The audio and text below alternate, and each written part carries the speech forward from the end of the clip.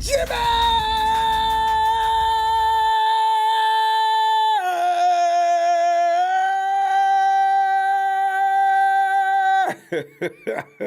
Okay, Jermaine Price told me to do that.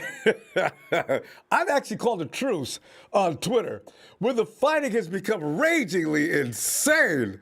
I mean, you could see dudes in there just going crazy. So I said, look, man, can we put the gloves down for a minute, y'all? Let's go 24-hour moratorium on the Jimmy G battles. Well, we're passionate about this team. I'm serious. I'm the one to ask. You know what? Just to put it to the test, people are taking shots at me even though I called the truce. I'm not going to respond, just to show you how sincere I am about, can we please calm it down a minute? Calm it down. Anyway, there's better things to talk about. Let's go. Hey, John Lynch and the Niners have gotten a band back together. Trent Williams, he seems delighted. Meanwhile, Williams, after exhausting his options, decided San Francisco is where he wants to be in 2021. K1! Tonight, we'll be taking your call to get your thoughts of the 49ers' hustle to regroup what now appears to be a serious contender. They ain't playing now. It's along with everything trending red and gold during this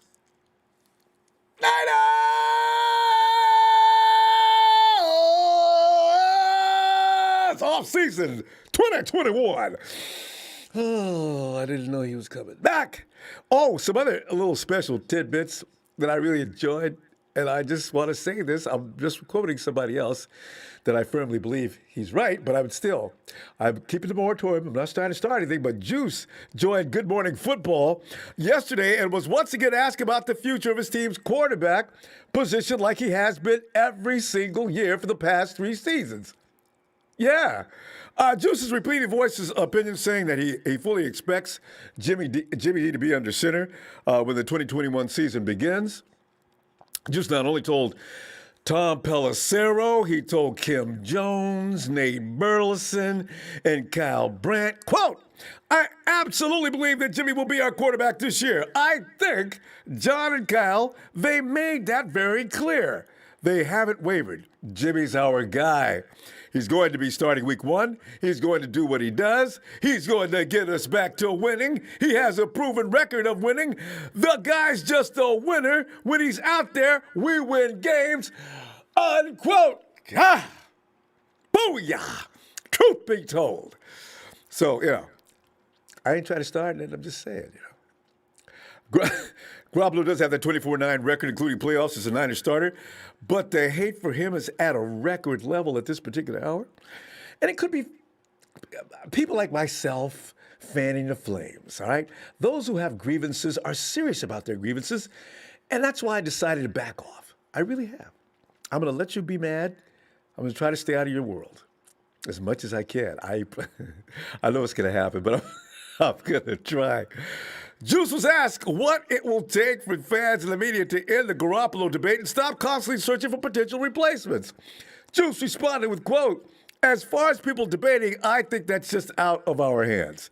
I don't think it really matters what he does. So true. But what does matter is when he gets in that huddle, including myself, and there's 9 other guys that truly believe in him and believe that he can lead us and go down there and score. And that's what really matters, is what's around us, and we're around him and working with him. So those guys believe in him, and I think he's going to have a great season. Well, so much for that claim by someone. He has no leadership abilities. I always knew it. Where did you get that from? Who told you that? So, I ain't trying to start nothing. I'm just saying. The question continues with, what about the 49ers' upcoming campaign? Is the team ready to put a disappointing 2020 season behind them and get back to championship form? Juice said before noting the return of T. Will and the signing of Alex Mack, quote, I feel like we're ready to get right back to it. You know what? I kind of like being the sleeping giant, so no one talking about us too much. And that's true, boys. They're talking about the 49ers, but it ain't nothing nice. You guys keep it down a little bit. You don't have to let everyone in the league know that we're back and we're going to do this thing. unquote. And, get him, Juice. Get back out there. Let's kick some butt. And who else is back? I was shocked. I'm still shocked. K1 is back.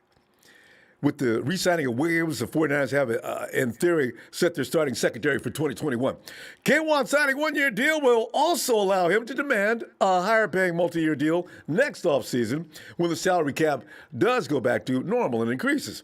The Niners also have re-signed Kwaski T, who will join his main man, J-Dub, at safety, which secures a very talented coverage group that has a lot of experience with each other on the field, which is always a huge plus. Fred Warner and Dre G are set to the starting LBs, while the D-line will also look very much like it did in 2020. Nikki B is reportedly on schedule to be healthy enough to return by the start of the season, along with the interior lineman Eric Armstead going back to where he belongs with Javon Kinlaw, who God knows what he's going to look like this year. And DJ Jones, who knew they were even coming back? I didn't think so. I thought DJ Jones was for sure going to be a sacrifice. And Verrett, I mean, this is just crazy. The Niners re-signed defensive end Jordan Willis to a one-year deal. The news comes minutes after ESPN's Adam Schefter reported that defensive end Kerry Hyder is joining Seattle Seahawks on a 3-year deal. See, you and I both know the Hawks may like these guys, but their whole M.O. is about intel. See, they ain't fooling nobody. It ain't gonna help none. Kerry's a good football player, and I wish we could have kept him. We'll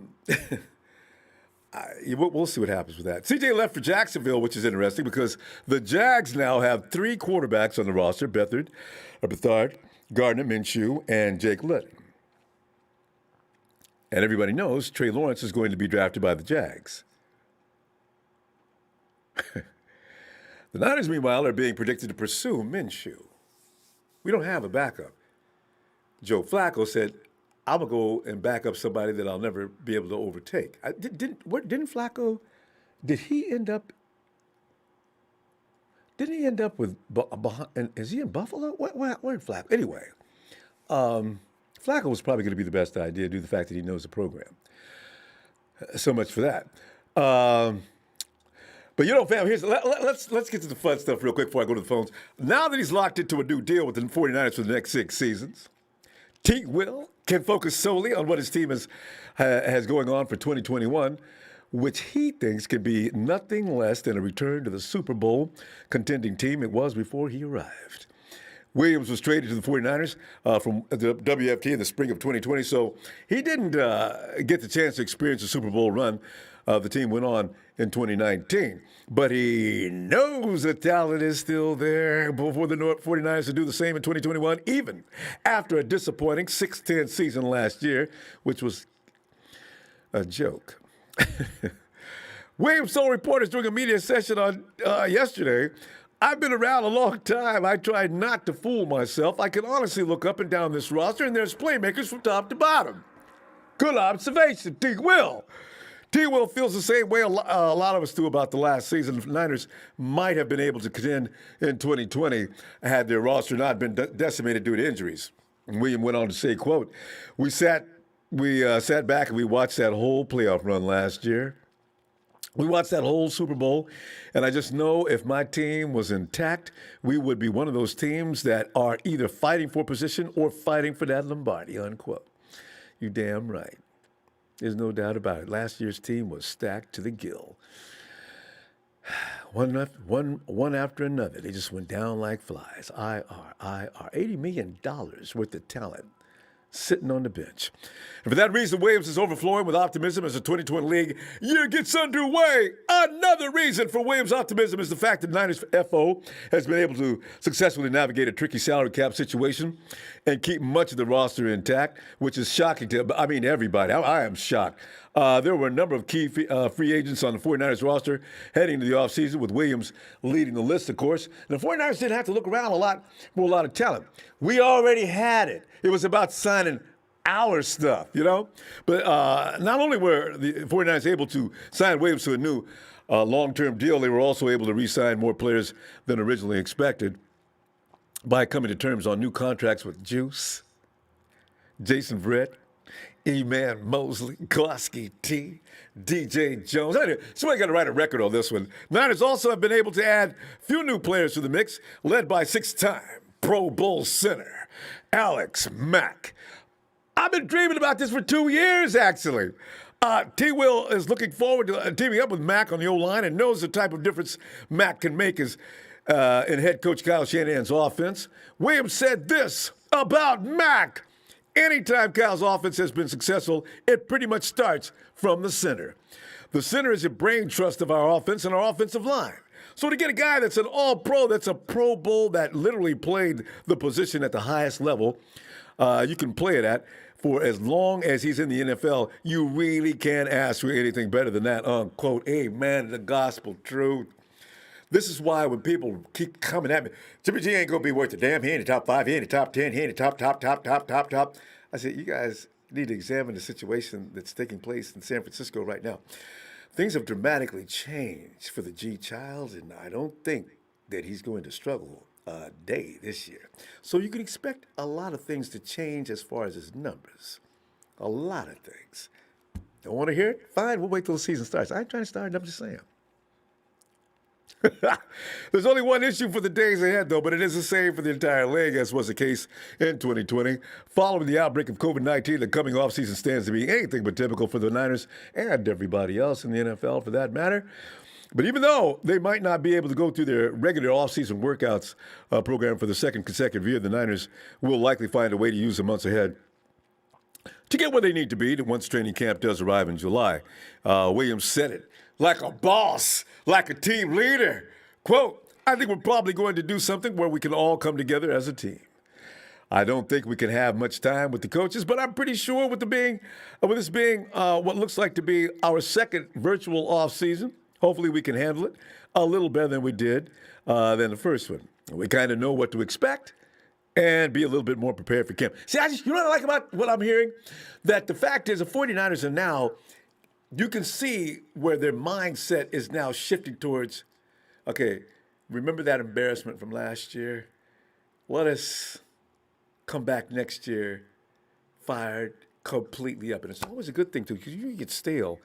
When you look at teams like the Hawks and other teams that have continuously been in the playoffs year after year, they do look like they're ready to roll in the beginning of the season. Also, they just peter out.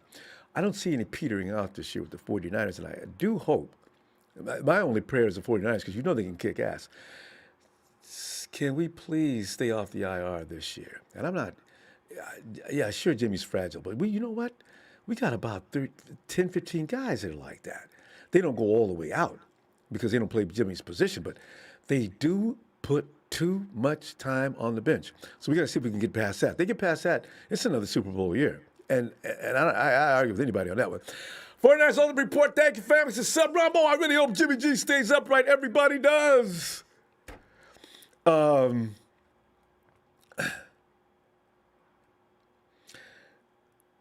Ese mi Ronbo es todo mi amigo Puro. Is it Horizon City, Texas? Hey, Freddy Gonzalez. What's up, my dude? 49ers Ultimate Report. Ronbo, I told you many of our free agents would return. I had a feeling they would. I just didn't know how this would go. You know, mathematically, I was like all everybody else. Get Jimmy's money and pay these people. I just didn't know how they was going to do it. God, they fooled everybody. Tony Nagatani says, keep the faith, Ronbo. Whether it's Jimmy G, Justin Fields, or that dude from Houston, we always going to be forever faithful. Let's go.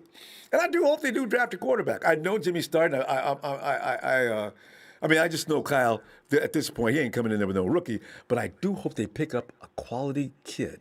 And let's get him trained up. And he can challenge Jimmy as early as next year. I have no problem with that. Jermaine Price, he said, hey, Robert, can you do that? I told you did on the last, Jimmy. We just did it for the intro. BGO411, want to hear that, Jimmy? You guys, don't make me start things, because they'll blame me. Ray Jr., I hope this show will stay on topic, but that's wishful thinking. I know you don't. Rashad Eckelberger says John needs to bring Aldon Smith back home to the Bay. That would be. I don't think we've already said they can't afford anything else, but Jesus Christ, they upped up and afforded everything we thought they could.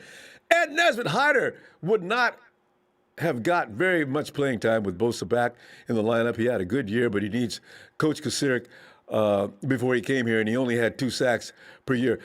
Somebody posted that up yesterday. Sheik posted that up yesterday. I saw that on Twitter.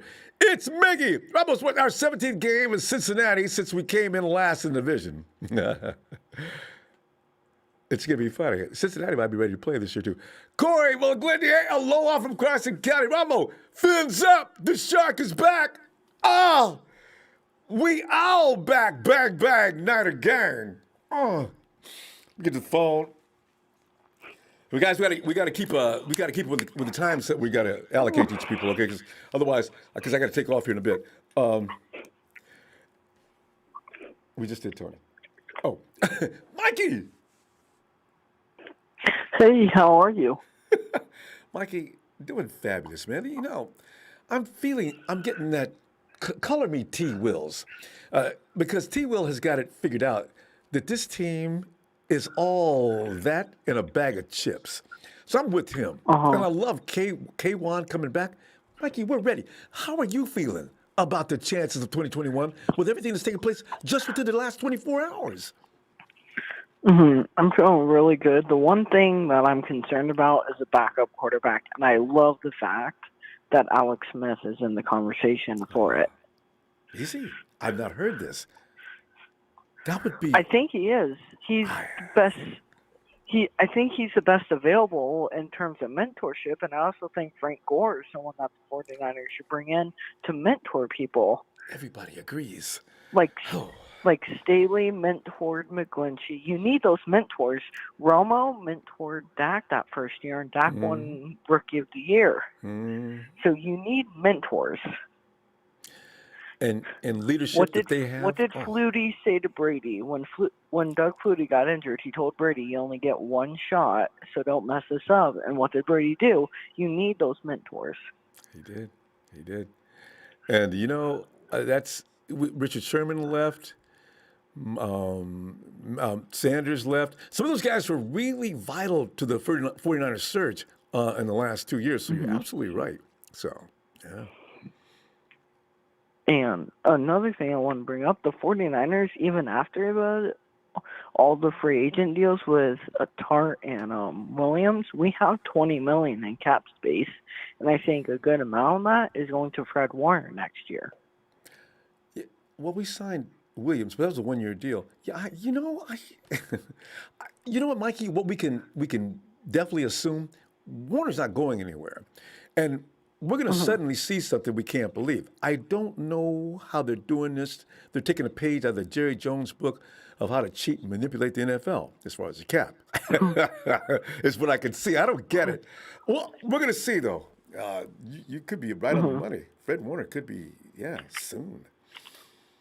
Fred Warner is the best young linebacker. He's very young. He's proven himself for the past few years, and I think a lot of NFL teams would go after him because there's two top linebackers in the NFL: Bobby Wagner, Levante David. And now there's 3 with Fred Warner. Don't forget about the guy in Indianapolis that got all PO'd at Aaron Rodgers for not Darius mentioning. Leonard. Yeah. But there's 2 named guys. Guys. Bobby Wagner has been the guy for years. He's. I agree. Wagner he was a standard for a long time, and he still is. He may be getting up there, but he's still tough. So I agree. Okay, well that's all I have for you, Ronbo, and I hope you have an amazing next few days. Yeah, let's get back here. We're back here Friday. All right, looking for you. All right, night, Mikey. Okay. Bye. And Niner by nature, everybody returning. This says something about the Niners as a whole.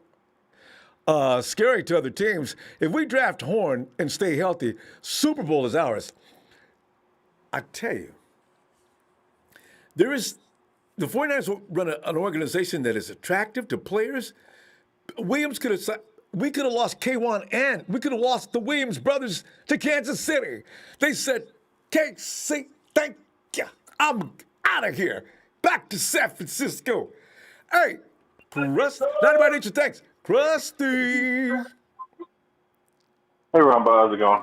Krusty, I'm feeling that T-wheel state of mind.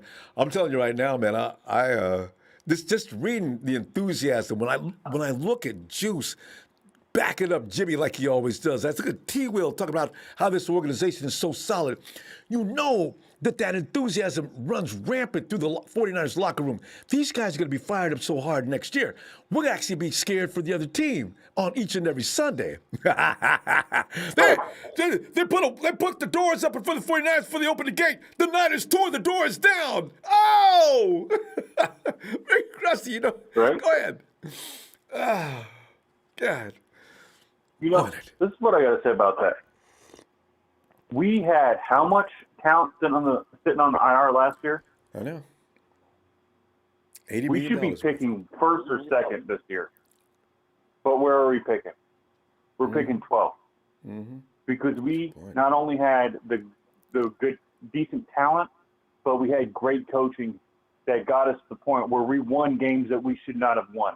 Mm-hmm. And in all honesty, we were close enough to win a bunch of other games with literally all of our talent sitting on the bench last year. Mm-hmm. That speaks volumes for this team. The thing about it is, like, if you think about it, if Jimmy was playing last year, we would have made the playoffs. No doubt. We would have beat the Tampa Bay Buccaneers last year and made it to the Super Bowl. Probably would have wiped the floor with the Kansas City Chiefs, in my opinion. But especially with the refs being fair. Right. Especially with the refs being fair. You're 100% right. Because when it comes down to it, that second game of the season when we played the Jets, how many players did it take out? It took out Jimmy. Oh. It took out Nick. It took out Solomon Thomas. It took out Mostert. It took out a bunch of our players. A bunch of our star players got taken out in the second game of the season this last year. It took all season to recover. Did Sherm? No, Sherm got taken out the week before. Yeah. Yeah, he got taken out with George Kittle in the first game.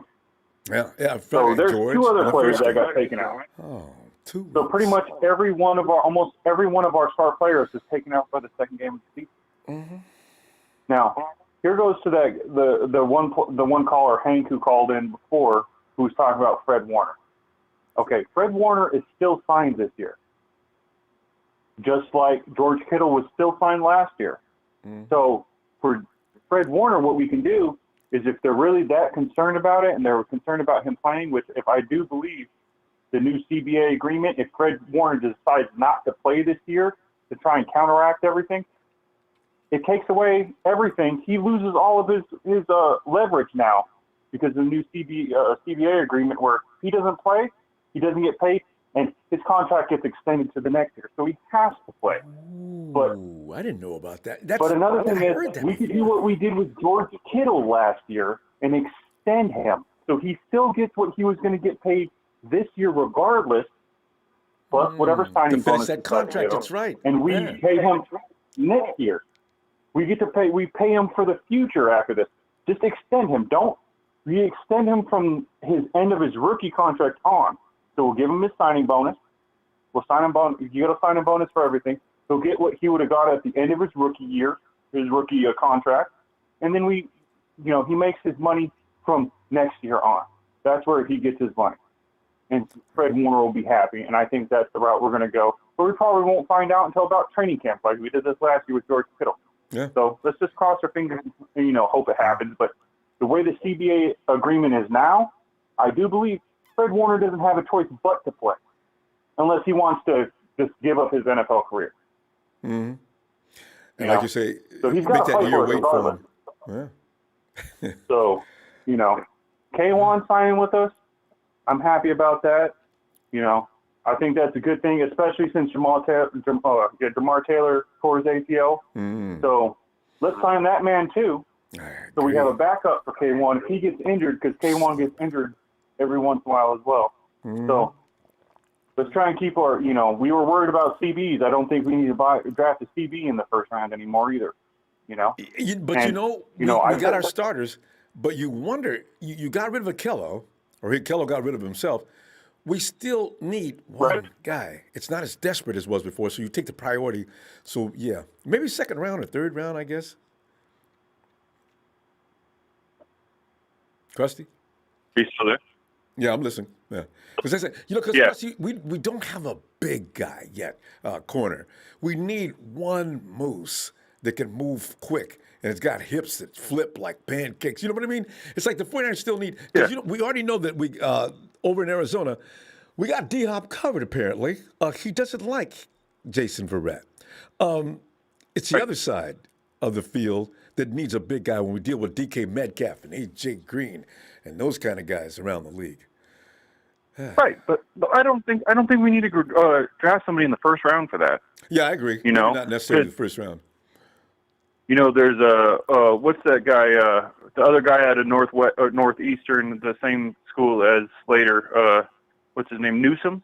Maybe we can draft a guy like him, or like everybody's been talking about the Eric Stokes guy. We can draft somebody like that out of there too. We don't need to get a guy in the first round, CB anymore, because we pretty much filled our. We're not that desperate anymore. We're literally like I agree with everybody. Take the best player available. Oh, I love that. So, Preston, like I was saying. No, go ahead. We're gonna have to stop. But yes, I agree. BPA this year would be a dream come true, because if Kyle Pitts is there. Oh, I'm just dreaming again. Krusty, let me see you Friday. Right, but I want you guys to still realize this. It's going to be the best linemen available. So if Slater's not available, they will fall back to pick up Aziz or somebody else. So it's going to be a lineman. So you guys still need to be expecting a lineman. Don't hope for somebody like Waddle or freaking Pitts or somebody. Yeah. You know, I it's agree. not going to happen. It's going to be a lineman. All right. Regardless if it's offensive or defensive, it's going to be a lineman this year. It is a tradition. All right, Krusty, got to move. And I'm going to see you Friday. All right. Yep. I'll see you Friday. Night, Krusty. Later. Yeah, he's true. That's true. They're not going to stop that. This is what they do. I think everybody in the league knows they're going to do that too. Joe Cool, hey, right, can you say happy birthday to me? It's my the dude's name is Joe Cool.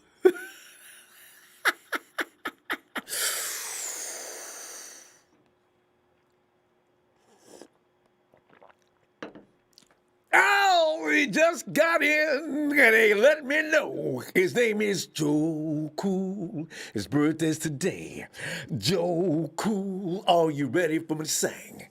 Joe Cool, happy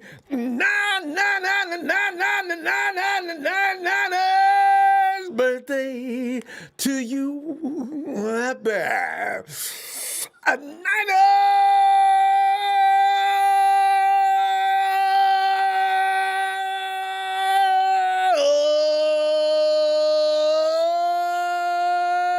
Happy birthday to Joe Cool. Joe, I love it, man. Happy birthday to you. Hey, Steven. Hey, Ronbo, how you doing? Steven, man, I'm doing all right, man. T-Will's got me all pumped up. Guys came back from Kansas City. He called K1. It's our year. I can see T-Will on the phone with K1 now. K1, bring your ass back here, man. Look, man, we gonna win a Super Bowl here. Don't make me come over there, and K1 just, all right, let's go. Sign the paper, It's gonna happen. I love the score. I got something to say too, because Richard Sherman's still a free agent, but he's drawing interest from Seattle to do a return. You had to know that was going to happen. Back to Seattle. Oh. Yeah, I knew it too. It's like it's the end of his career. He's obviously going to go back to the team that picked him up, that he won a Super Bowl with. But for us, for our situation, we are seated. I want to say we're probably seated number 1 in our division, and probably, going up against the Bucks this year, it's going to be tough. Oh, yeah. But we're sitting kind of nice. If we can get another alignment. Yeah, because the Bucks brought a lot of those guys back. I think most of them they brought back. I think they lost 1 or 2 guys. Godwin's they put Godwin on he's on the franchise tag. Shaq Barrett, he's back. They gave him millions and millions of dollars. Yeah, you're right. The Bucks gonna be tough. And the second year together, they're gonna be tough. Oh yeah, but you know how many people we didn't get a chance to sign back? Remember how were looking at our free agency list and we're like, oh man, how are we going to sign this many people? And how we were thinking, oh, we can only keep 15. Guess how many people we didn't bring back? How many? I didn't 6. thought of 6. Jesus. 6. I wish and I some had of the those, time and to some of count that all 6, these people. but some of that 6, Stephen, who were they? Akello? Who else? Boone, Bourne, Thomas, Hyder, Beathard, and Coleman. I can do it. I can live without them, especially Coleman. Right? Yeah, Coleman. Shit. It's like we could do without. We can do without. We're sitting real nice offensively and defensively. Wait, let me apologize to Trez because Trez told me about talking about Coleman. Trez, I'm just playing, man. You know, Coleman's just gonna get paid. He's with Sal. It's okay. All right, go ahead. Yeah, he'll be all right. We don't, like I said, we don't need him. We're all right without him. You know, we're such in a good spot, Ronbo. It's almost like Christmas. Now, like you said earlier, if we could stay off the IR, oh my God, no team would be able to stop us. The Cardinals wouldn't be able to stop us. The Seahawks definitely ain't going to stop us. And the Rams ain't shit, so they can go fight for 4th place. But the only team that I can see us giving trouble at Ronbo is the Bucks. And that'll be one hell of a divisional game. Jimmy Garoppolo versus Tom Brady. Oh. Father and son battle. Oh, my God. Hey, I'm going to tell you right now, I'm predicting Jimmy's best game of the year. Remember when we went back last year to play the Patriots? Jimmy was playing that game. That's going to be prime time, Sunday night. Watch, see. Well, that's going to be the game of the week. Because he's got an axe to grind against Brady. He had an axe to grind against Belichick, and that's why he's got an axe to grind between the both of them. So it's like if he's going to play good, he's going to play really good. It's going to be those games against Brady. Yeah, I like that. Now he's got his man at arms, Alex Mack, to help him guide him through those situations where he may have questions. Oh, look out! I love it. I can see this coming. All we need is one more offensive lineman. All we need. And all we need is one more. And then the rest is gravy. Well, I do have faith in Brunskill if we don't get a right guard. I'd love to have this boy. What's his name? Anyway, I'd love to have him at right guard next to McGlinchey. But if we can't get him, I don't feel like we're dead meat on that side. We may be fine. No. We might be okay. Left side towards the middle, that's a steel wall right there. You're not getting through. But I don't know. I still have my ifs and buts about McGlinchey because again, he's a really good run blocker, but when it comes to pass protection, he sucks. So it's like he's going to be the weakest link out of everyone there.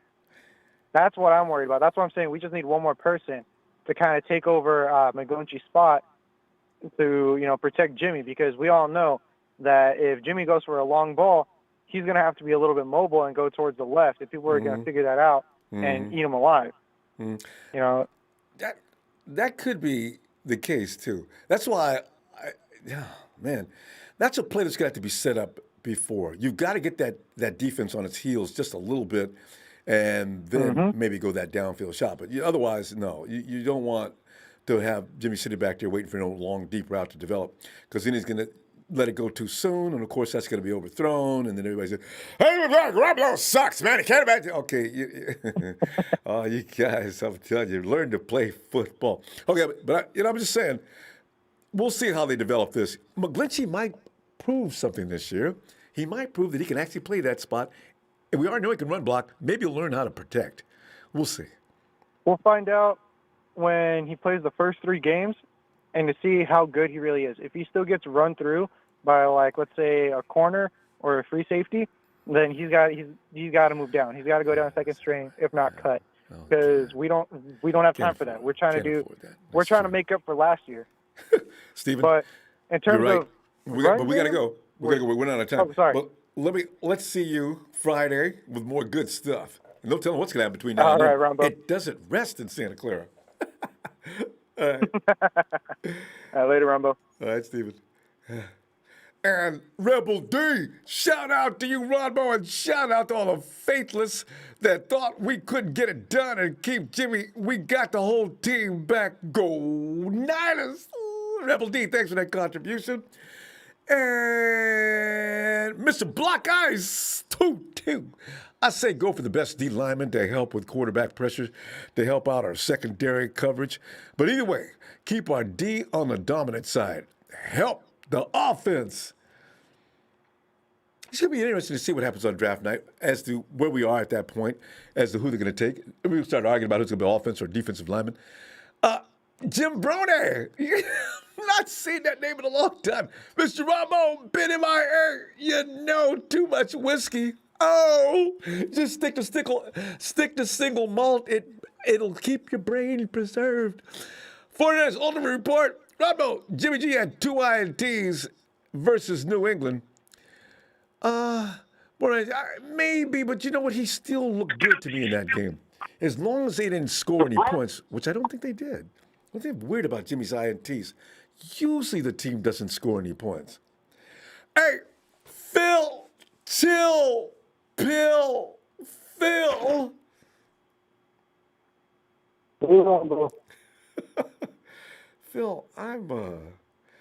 I'm starting to get more. I can't wait for the season to get started now. Now that we got people back Phil, I didn't know we were going to get all those guys back. I just didn't think we could afford it. I didn't either. Well, I didn't either, honestly. I didn't either. When K1 comes back for a 1-year contract, I mean, this is like Christmas. I know, right? These guys like where they live, where they work. He could have went to He could have told Robert Sal, "I'll play for a 1-year contract." Here's the thing. Brett, 1-year contract. K1, 1-year contract. Mosley, 2-year contract. We're drafting corners. We're going to draft corners just to get them under contract, to bring them up. And I think, we're going to play the veterans and then bring the rookies in gradually. So I think this is a good, smart move, honestly. It is. Phil, and then the other thing is... Give a judgment, though, on this year's cornerbacks. Do you feel good about them? Because I haven't taken a good look at these guys. But for those who are looking good at Surtain and Horn and Fowler and all these guys, do you see... Well, we may not draft one in the first round, but it's a deep cornerback draft. So I don't know what we're going to do at pick number 12. I just don't know now. I thought for sure we were going to draft a cornerback. But now I'm kind of wavering. I'm thinking maybe we go quarterback. Maybe we go... edge rusher. I don't know. Oh, yeah. See, this is what Kyle and John do. They leave you in total. Absolutely. They did that last But year. I tell you they what, did it the year before. we've got the best. We've got the best front agents. The best guys running this team. We are in great shape. Great shape. Mm-hmm. We've got unlimited things going on here. Yeah. And I just think that we're in good shape. I really am. You got it right, too. So who knew all these guys were coming back? And they got, but they we got have mud all in these their eye, guys too. at corner. We've got all these guys at corner on 1-year contracts. So I think we're going to draft several corners. I really do. But it's a deep cornerback draft. And I think we're going to I don't know what we're going to do at 12 now. We may trade back. I forgot about that possibility, too. They may want to just stack. Because like you said, we got great people in personnel. They know what they're looking for, and they know what fits this team. That's why we don't know the name. We don't know what we're talking about. I still can't get over Dre Greenlaw, Phil. Who is he? I know. Now look at him. I know. I think we're in great shape. We're in a maneuverable position to where we can go and get whatever we want. And I think, I love our situation. I love it. It's a good one. Number I 12. think the Niners are in really good shape. Unlike the rest of our division. I think the Rams are in real trouble. They just renegotiated where they're finally above the cap. Rudy, I But- see you. Next year, they're below the cap. Next year, they got $5 million under the cap. So they just pushed it forward. We're in good shape. And you know what? And the draft is going to be very fun. Oh, I just want to see what we do. and Phil, they're That's- allowing a that's- select group of people to come in this year. So it's going to be a kind of a normal setting, which is going to add more to the intensity. Last year's virtual was really good, but having people sitting around with the camera, putting on their face, reacting to things, it's fun stuff. Oh, God. I'm excited. I'm excited. But I still think we draft a couple of corners in the draft. Yeah, we One got, way or because we need depth, no matter what. I don't know what round, Depth like you're saying, and- but and we're definitely going to get some security corners. Depth and security for future years. Yeah. Because they're all on one-year contracts. So Brett, one-year contract, Mosley, 2-year contract, K1, 1-year contract. And they got to re-sign them all next year. But we're going to have No, I don't. the cap is going to If we expand. draft guys, you don't have to.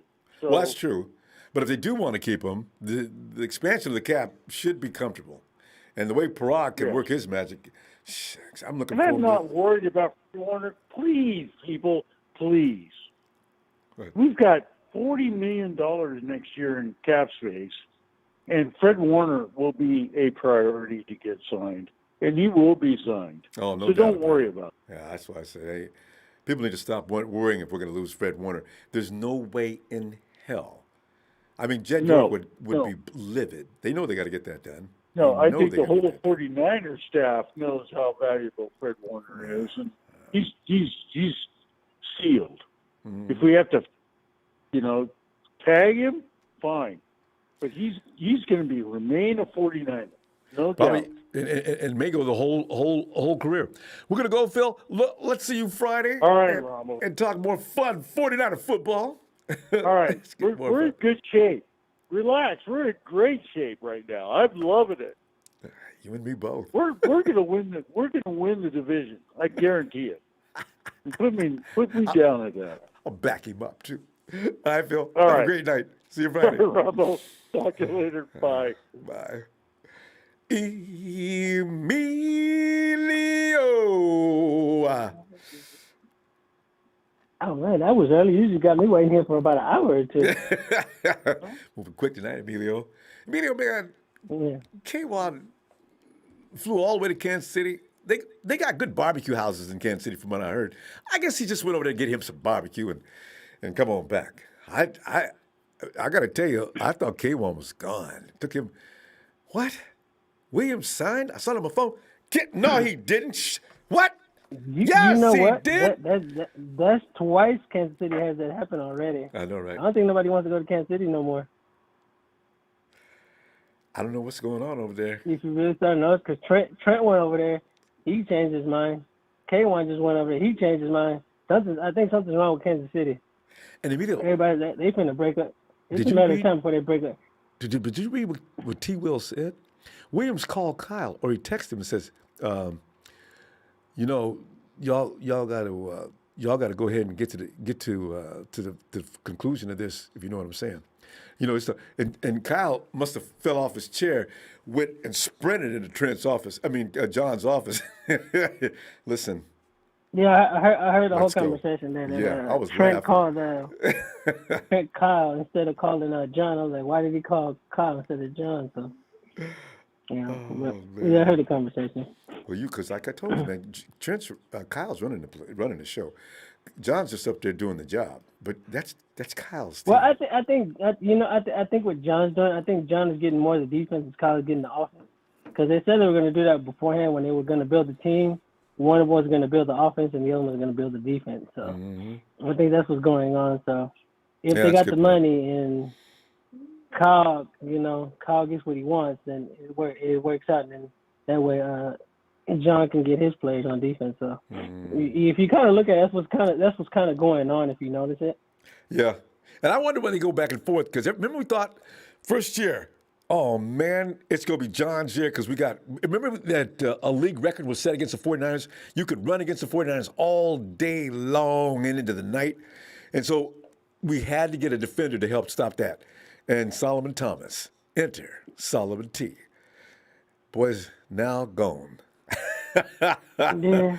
Solomon, you know. no! I mean, you're not always. I mean, yeah, you can say he was bad or horrible, a bad pickup by John, but I mean, not everybody hits on their players. So No, I don't mad fault him at- for I ain't that. mad I at mean, him. let's say he becomes he's their GM for another next 10 years or 5 to 10 years.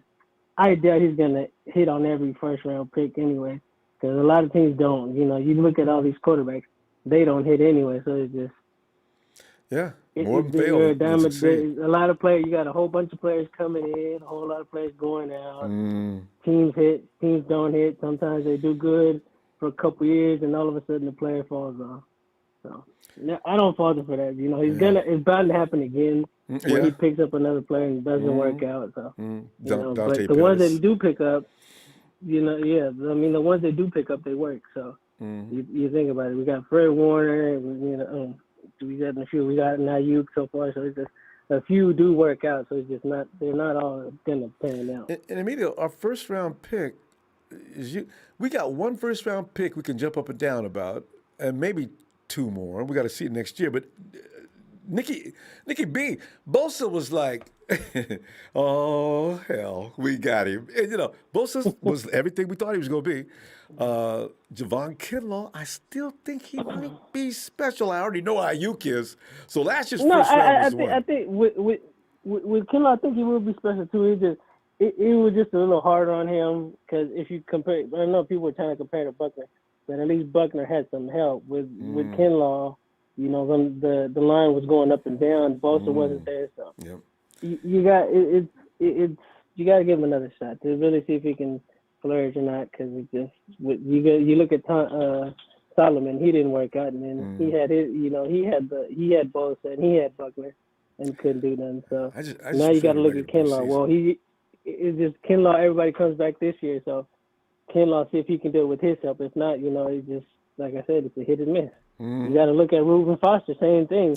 You know, he was a star, but it was just he had problems off the field. So. That's a good football player. He just ain't got good sense. That's a crying shame. Like exactly. So it always happens. And if you go to other teams, the best one I'll give you is Pac-Man Jones. How he did so good on the Titans, but could not stay off trouble off the field. So I remember it's just players either they're talented and they mess up and. You know, even we had with Alden Smith, same thing. The best example of all, talent, actually. but it's just great player off the field. I mean, great player on the field and off the field was just problem after problem, drinking and smoking and so. Him and JJ came in at the same time. They're supposed to be sharing the same numbers. Oh, Alden, damn. Hey, Emil, let me see you Friday, fam. See what happens between now and then, because every day's an adventure with the 49ers. But that 12 pelk, it's open season. We can either get get another defensive lineman, get an offensive lineman, or get a quarterback or a corner. So at this point, since we brought a couple players back, signed a couple new ones, it's kind of open season on pick 12. Yeah. We can either go up or go down. I think we might trade back if we don't get the.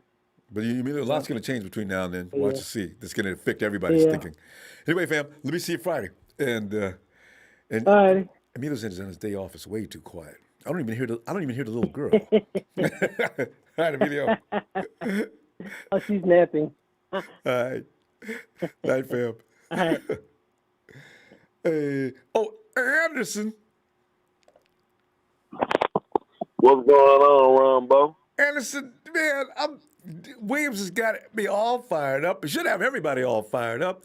That dude is good back and talking about what they gonna do already. You know what I'm saying? I'm saying, man, T-Will, you're right, man. You got K-Wan made him come out the hell out from Kansas City. You got Alex Mack next to you. You're working with some serious talent on that offensive line now. If they can pick up we actually need a first-round offensive lineman to play guard. That way we can have first-rounders all across that line. Now, McGlinchey's not a first rounder, but he is a first rounder. Yeah. So, you know? Yeah, first round the fuck up. If I see another small man knock him to his knees again, though, man, Yeah, he be pissing me off, man. He be pissing me off. And I know he trash because even on the game he do it. He do it on the game. So I be like, oh man, this really. I say that's really sad. Damn. You know what I'm saying? 300 pounds. But you know, trash. I wonder if he does. Anderson, do you wonder if he does that in practice? I wonder does Jimmy Ward deck him all every now and then? Get up, Probably Mike. do. Probably do. He be having no relapses from practice in the game and thing. But you know what? I'm glad we got K1 back so we can have that defense right. But I feel, you know, we should get a cornerback. And I'm looking at either it's out of that fast dude, that fast dude. Stokes. I think his name Stokes? Yeah. What are the Ruckers, the Rocker, whatever. There's 3, 4, 2 guys. Sertan, Sertan, third, and Horn. You know, Horn's got speed too. I think it's one out of one of them. Yeah. Yeah. You got to get those in the first round, though, Anderson. Everybody's wondering what they're going to do in the first round. I think one of them going to foul us. Because I've been watching it all these stupid mock things that ain't true, but most of them been having us picking up one of those corners. That's true. And another thing, I don't know if anybody in the Empire know or heard of him, but I think that the perfect replacement for Kendrick Bourne is Dwayne Eskridge from West Michigan. Oh man, oh my God, perfect. Because they definitely go pick up a WR. I just know it. I don't know how soon. How far will he last in the draft past the first round? I think he's another steal like Ayuk was. We had to go get Ayuk though in the first round, bottom of the first round. We had to go get him. The 49ers ain't got no shame when it comes to trading back up in the first round though. How many times have they done that? So that may be an annual move by the Niners. Take your first round pick and then trade back up in there and get whoever you wanted that you missed out on is still available. So he's right. Get the best player available, whatever, you know. But who was that? What's that dude's name? Woody, the big guy that be arguing with Stephen A. Smith. He said, I forgot what interview. He said, I was coming in from work, and I say, what? He talking about, I on the bold prediction, I have the 49ers back in the Super Bowl. It's too much talent on that team. That's just what he said. Stephen A. went nuts, didn't he? Oh, God. I'm like, already. Stephen A. right. Not with the porn star at the quarterback position. Don't y'all know? I'm telling you right now, I had a little respect for Jimmy G, but now I'm thinking y'all getting carried away with this Super Bowl stuff. I can hear him now. Stephen A. Man, let me turn this. God. And as far as the Buccaneers against our defensive line, man, their offensive line ain't shit. They look good in the Super Bowl, but then I'm trying to understand what happened to KC. Okay, you know what? Well, I can't wait to see what that. Because, yeah, you're right. Brady's going down against the 49ers. I don't know what Kansas City is doing. That offensive line ain't nothing. Because, they rely on Chris Jones to bring that pressure so by somebody else can try to do something. He wasn't doing too much. Jones. So, so when you stop Jones, you kind of stop that defense. Frank Clark need like that dude to get doubled and things for him to do something, Mm-hmm. So he wasn't running no smack this year like he did like last year. Frank Clark would not shut up after that Super Bowl. We went. How many days did he? Ooh. But yeah, we gonna. But as far as the corners we do have, I feel against Metcalf, I think Mosley can get him. Mosley didn't fucked with him one game. He didn't got him one game. You're right. Mosley's technique. Maybe we could get him to Yeah, put on a Mosley. little size. He's got good form out there. Yeah, He's got good yeah. technique. We'll see. I still like to get me a 6'1", 200-pounder, see what he can do. But I don't want Mosley off the field. I feel you on that. Yeah, I like keep him Mosley. on the field. Yeah. Yeah, and I see him coming along. Because he know the system and things. Yeah, He know the system and continuity is everything. Anderson, Yeah. good to hear from you, fam. We're gonna go, and I'll see you Friday, okay? If you get a chance. Hopefully. All you right, do. now. All right, fam. All right. Night, Anderson. Peace. Peace. Let's see, which Tony is this? We got so many Tones. Tony. Ronbo. Come on in, Tony, man. We're just in there celebrating the T. Williams. The T. Williams, Joy. Tony, you still there? Yeah, mate, yeah. Okay. Tony, we're having fun with T. Williams. Has got everybody thinking, he's got a good point. When Williams says, I believe this team is capable of Of another Super Bowl return. Tony, I love those sounds. This reminds me, my dad used to dip snuff. And I used to always sit there when he was doing that and laugh. He asked me, you want some? Tony, when you're 7 years old and you get a dip of snuff, and my dad knew it, my mom almost killed him. It took me 3 days to get over that. Yeah, my mic's right next to my bloody mouth. Okay. He's breathing. What do you think about Williams' assessment of this team as he's signed all these guys back again? What do you think about his assessment of this team looking ready for bear?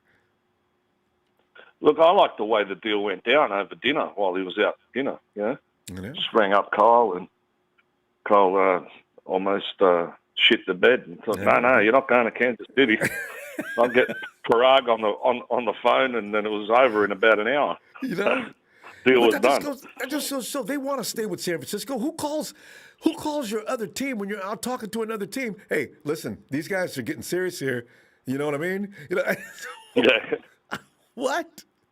Can't see my thinking, what? Who's that on the phone? No, it's okay. Go ahead. Go ahead, finish. I wish I could have seen that in action. I think the football gods are smiling upon us this year, and DJ Jones giving Kevin Givens a lot of props there too.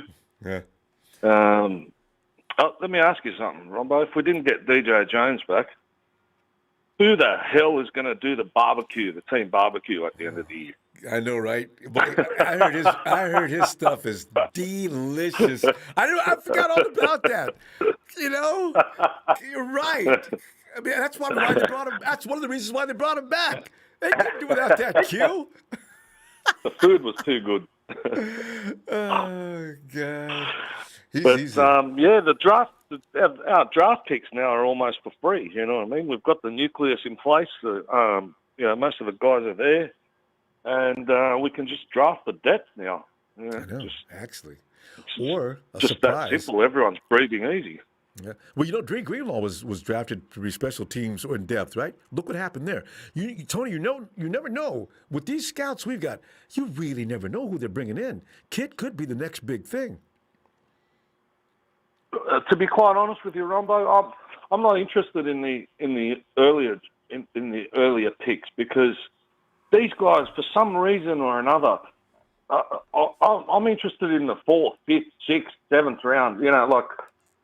The later picks, we just tend to find diamonds in the rough in the later picks, and they just turn out to be superstars. Yeah, just shocking. It's like the Niners scouts have got one over on the rest of the field. They're 10 steps ahead of everybody else. Tell you. Hey, Tony, you know what? I think those guys send tape into to Peters, And he looks at that and says, give me a break. You can do better than this. No. I think he holds a standard because some of those scouts are the same guys that Trent Baalke had, from what I heard, which already shocked me. So, yeah. Oh, and another interesting thing that I found with the DJ Jones interview was when I asked him about the D-line, and he said the D-line belonged to Chris Kasurik. Whatever Chris wanted, Chris got. Yeah. And he said, I'm not saying that he was talking over the top of Salah, but so Salah leaving, that interview made me feel a little bit better. Like I thought, well, Salah's leaving. If that was the case, that Chris Kasurik got what Chris Kasurik wanted, well, then that means he was running that D-line. Remember, we thought so. And remember, somebody was saying maybe Chris Kasurik gets elevated to the DC. Kasurik said, nah, I like my position right where I'm at. He doesn't want that job. But you're right. Kasurik is the mastermind behind that defensive rush. So, I'm excited. And I remember last time you asked me last time we had a conversation, you said between Verrett and William and K1, which one do you want? And I said, I want them both. I do. and you said, so do I. And here we go. And here we are. On this day in March, we're saying, oh, look what happened. And who else did we get to? We keep all these other people we're talking about. We got Williams, we got Verrett, we got K1. We thought at least we're going to lose one or two of these guys, and we got them all. Got them all, that's right. I thought Koski, I thought he was for sure a goner. Yeah, so. We're sitting pretty. We're sitting really pretty. And, and we're not, if we have another... Tony, we're going to go. Have another 2019 season again, look out. Just keeping healthy. That's the only thing. Yeah, Tony, that's it. I'm going to go, and I'm going to see you Friday, okay? Saturday, your time. Thank you, brother. Yeah. Right. Have a good night, mate. You too. Thanks, Tony. Bye. Yeah. Yes, indeed. Chad Garrison, man, that's pretty funny, man. Remember, Walt Garrison used to do that commercial make me laugh so hard. Just a pinch between my cheek and dome.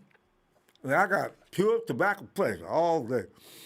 Robert Hampton, what's up? My birthday's in 1 hour. Nothing better than Niners on your birthday. I should do a Skoll or a Copenhagen birthday song. Happy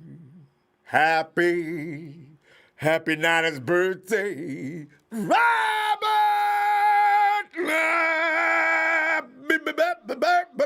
Birthday, Niners style to Robert! Happy Niners birthday, Big Rob. So Rob's not going to be going to that next year till midnight, but Robert Hampton, happy birthday, fam. And Coach says, yo, Ronbo, you still talking mock draft presentations? I'd like to put mine in. Coach, let's talk. I gotta find a couple other guys, too, that contacted me earlier, too. Cool Whip, I know you out there, but I'm gonna get you, man. Hey, Morgan. Oh, there's a Morgan. Morgan's always like a TV show when you tune in. He's sitting in the darkness in his car as he's running down the street. Morgan could be an undercover cop. No. I'm sitting in my car, but this time I was stopped before. So. Morgan, how you doing, man? Good, man. Good. Excited about all these signings, man. Has anybody ever told you that and don't take this the wrong way, but you remind me a little bit of Russell Wilson? There's something about that face. No, I've never. Maybe in this particular setting. I got maybe. I got Blake Griffin once, but never Russell. Blake Griffin, NBA star Blake Griffin? Yeah. I have real curly hair, but I keep it short, so I would look like Russell, I guess. And the beard, you see, Russ wears that same facial hair. But hey, Morgan, I Are you as pumped up about this team's future as I'm T. Will is? Are so you ready, delighted Ronbo. K-Wad's back? Yes. We Tell me are, about it. yeah. We have so much depth again. Our lines got so much depth now. Our secondary is all back.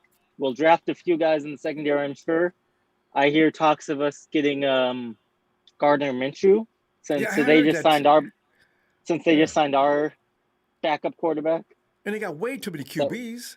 What? But you yeah, guys they're have not. 4 QBs because they're drafting They're Lawrence. drafting Lawrence. Yeah. Yeah, so they're not going to keep Minshew, and I mean, I just don't see it. I think they're going to trade Minshew.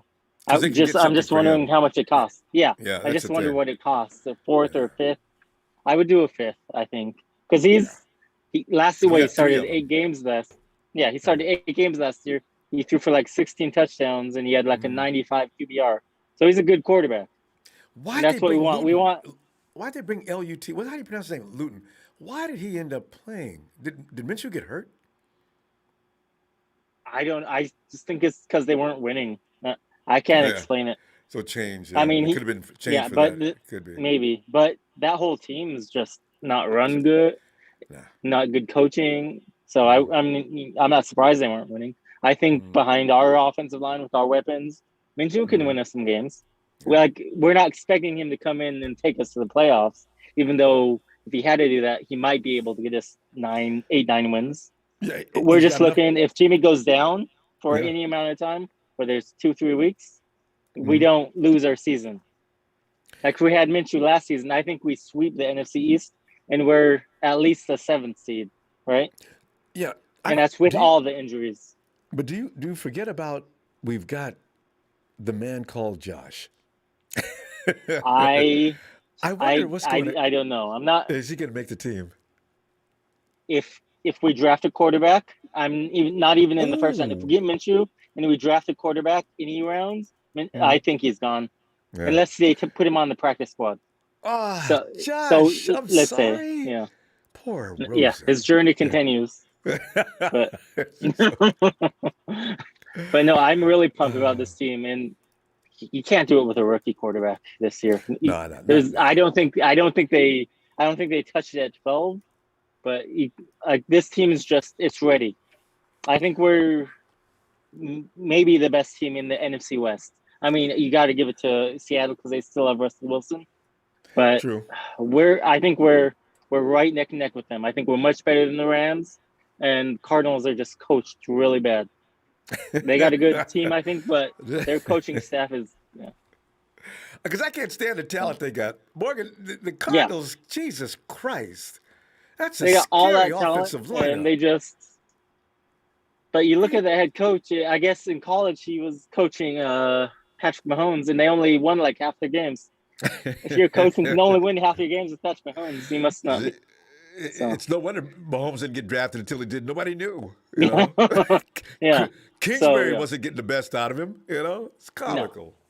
So. Yeah. So I just think we're in a good position to be at the top of the NFC this year, Yeah, unless we're well injuries. coached. Yeah, because nobody's. But even with injuries, I think. I know. I think even with injuries, though, we can still be okay as long as the quarterback position isn't involved in that, right? But you know what we got to do? We got to stop talking about injuries. We talk it into existence. That's true. A year like this never happens. Like I think this was the second worst injury here in the history of the NFL. They said or something. Yeah, no team has done this in, I forgot how many years, but there's been no team to compare to the 49ers in last year's wipeout. So we just got to stop talking about it. I don't believe Jimmy Garoppolo to be injury prone, even though he has missed half his games. One of them was an ACL, which is going to take you out the whole year. Yeah. The other, a guy landed on his ankle, and they brought him back way too soon. Yeah. If you sit him out a couple more weeks, who knows how that season goes. But you brought him back because you had no other quarterback who could handle it. Yeah. So maybe that's their thinking. Get a better backup quarterback. And even if you lose Jimmy for a couple of weeks, you don't have to rush him back. You wait till he's 100%. You figure out how to fix that mistake you made last time. I just knew Nick Mullins was going to be okay. I don't know what happened there. Of course, he didn't. In fairness to Nick, though, he lost a lot of talent, but still. Yeah, it was. Anyway. Yeah, it was not all on Nick, even Yeah. though he did make some boneheaded decisions. The offensive line was awful. No one can win It back. takes time to learn that offense. People don't understand. Nick didn't get enough snaps to be as good as he could have been. Yeah, He might still and he's be. young. Yeah. Yeah, and you have to have your center calling out those plays, and you have a center who doesn't know how to do it, and Nick Grisou. shouldn't. Yeah. Yeah. And Nick doesn't know how to do it. Grisou, we got to go. I mean, Grisou. Offense. Morgan, we call me Grisou. Morgan, we got to go. I'll be looking for you Friday, okay? All right, we'll see you Friday, Ronbo. Always love when you check in. See you then. See you then. All right. Oh, God. And finally, here's the thing. Rudy's like, you know when you put rat poison out? Rudy's like, we said enough tonight about the Rams. Here comes the rat. I mean, Rudy. Rudy says, McVay, and by the way, he is McVay showing no mercy. Stafford unleashed in L.A. Rudy, thanks for that contribution. He says the last place team with a jittery G quarterback trying to run back a 6'10 team without Robert Saleh. Good luck with that. Wishful thinking, Rudy, but don't give up your hopes with that cap. Hey, Lee, would you get in here? Yo, what's up, Ronbo? Oh, Lee, I'm just delighted, man. I'm looking at all the guys we got coming back, of which I didn't think we were going to bring back everybody like this. The guys we lost, Lee, I could live without. And we got the right guys. I was wondering if this was going to happen. We're looking good.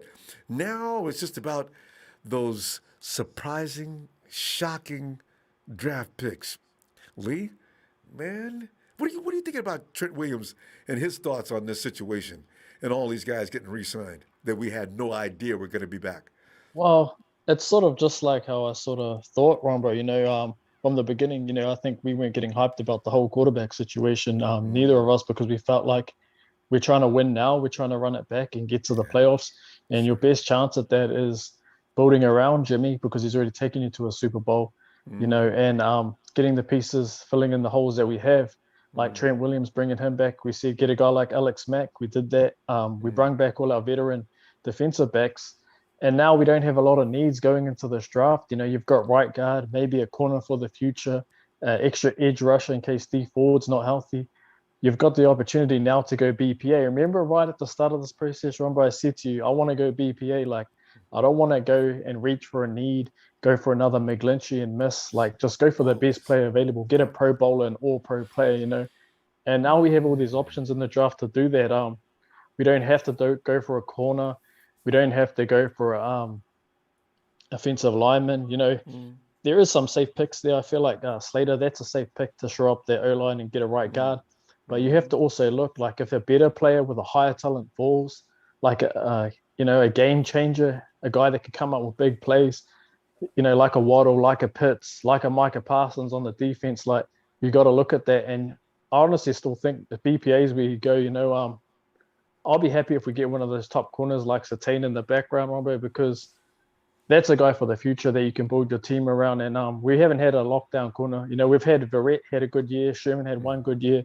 But a lot of our DBs are on 1 year. So it's still a high need, to get a corner or some defensive backs. Probably need 2 or 3 guys in this draft, whether we get corners and safeties, because our guys aren't young anymore.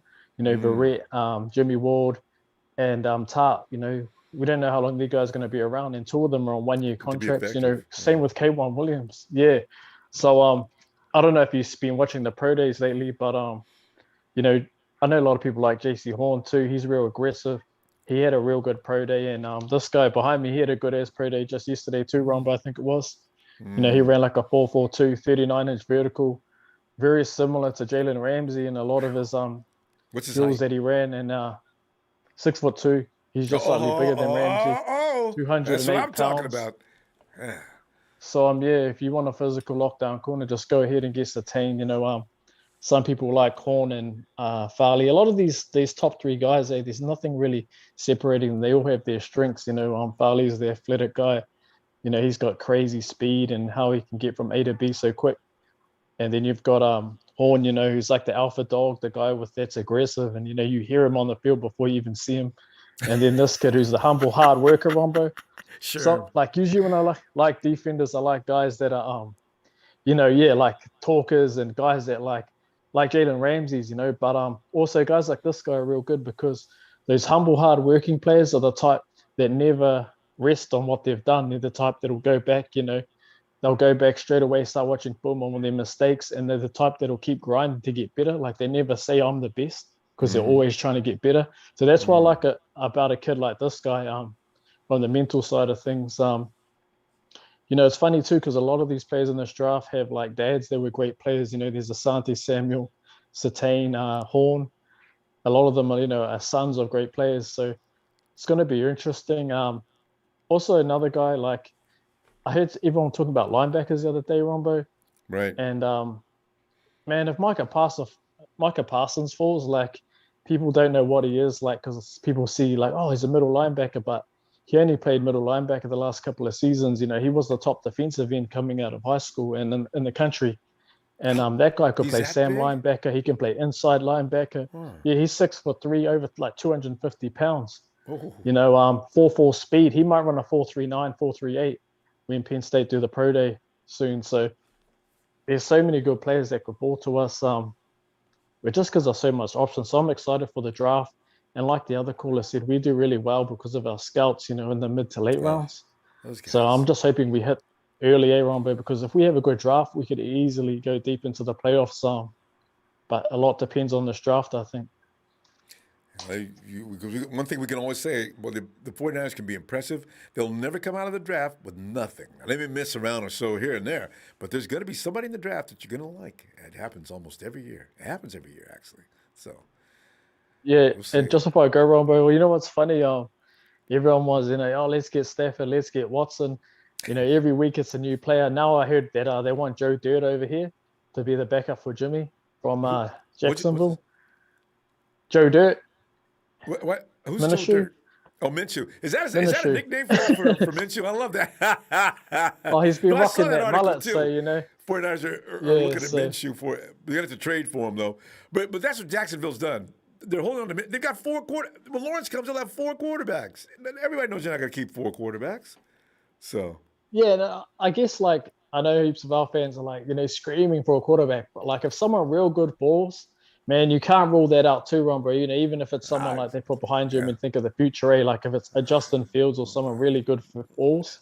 Like you said, BPA, and that goes for the kid from Bama too. We ran out of time. Let's go ahead and see you. And by the way, somebody asked about Lee's from New Zealand. See, people can't. I know you get tired of that. No, I'm not from Australia. I'm from New Zealand. Yes, this is they mix it up, hey. See you there, Robert. It's all good. All right. Later. Shout out to everybody. Bye, Robert. All right. Talk to you later. And here he is. It's time to ask the question, or should we say, wait for his moniker. It's Norm and.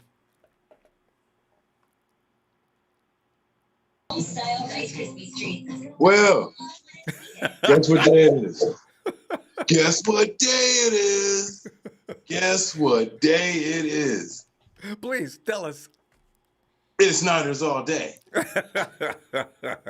Norm, he put a new great stuff. Great stuff going on. More great stuff going on today here in the Empire. We got K1 back here. He went to Kansas City, and I guess he found out that they're not. I guess they're not going back to Super Bowl 56 this year. And Kansas City's barbecue is good, but it's better in Oakland, California. Right. So I mean, he came back over here, and I get you. And this is I like the confidence that's going on in the locker room right now. I know, right? Trent Williams, and I guess he feels like they're ready. And sounds like it. I feel like as far as like there's no injuries going on, the way the schedule is set up, the way these players are coming back, and how we forming as far as like the free agency goes. Yeah, they look like they could be really contending for something here, and that would be pretty cool. Everybody knows each other. Everybody knows their job. I love continuity. Oh, I do. So I mean, this is why I wasn't so worried about the moves that the the front office were going to make. They seem pretty confident. I mean, I like John Lynch's approach. If we look back these last couple of these few drafts we had, they've actually built themselves up to be, they've actually they've been working strategically to put some of these pieces together to have us looking nice right now. You know what I'm saying? And that's cool. And we're going to need all that. We're going to need these guys to go up, we're going to have problems with our division, and a couple people in the NFC North, a couple of teams in the AFC South might give us some problems. Adam Peters is doing this thing, and I commend y'all. I commend everybody in the front office for the job y'all doing. Straight up. Yeah. Hey, Norm, give that coaching staff a big hollering shout out. You know what? Because, man, we got some coaches that get these guys to play. I mean, Kasurik should get an award. And yes. Mika, not Mika, but D'Amico, right? Miko. I can't wait to see what he has. He's going to add his fingerprint to this defense and what it's going to look like. Yeah, I think the defense I think it retains its formidability. We had a bad season last year. The defense didn't really reflect on that, and that was cool. So I think our defense is going to be nice this year, and just the fact that the offense is going to be better than it was these last couple of years, and that really speaks out. That'd be really dope. That'd be really dope. See, God willing, everyone is healthy this year. This might be a good one. And the fact that, the addition, especially on defense with the edge rusher with Ebicom over there with Bosa, and Bosa look like he's confident.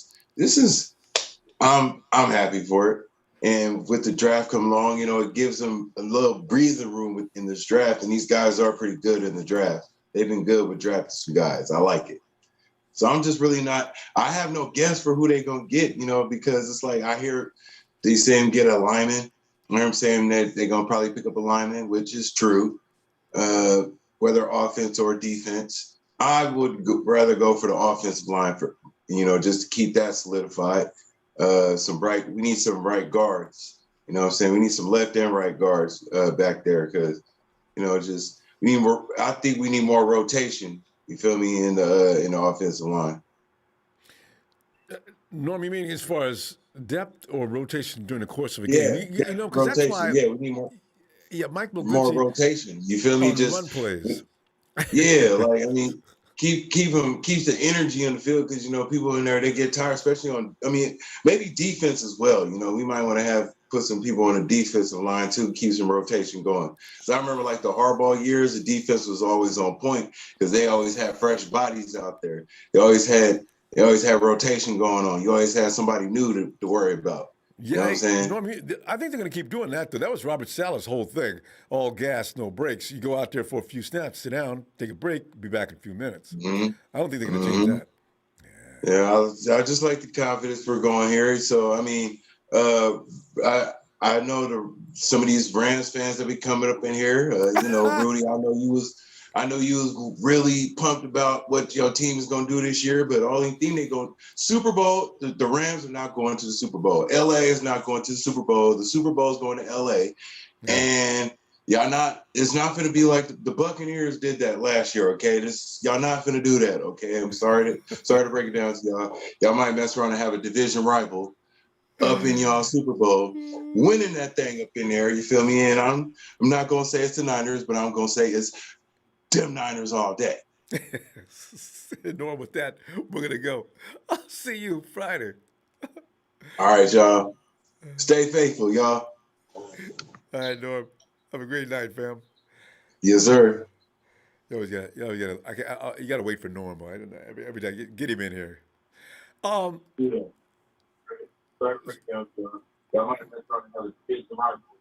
Is that JT? Hey, JT.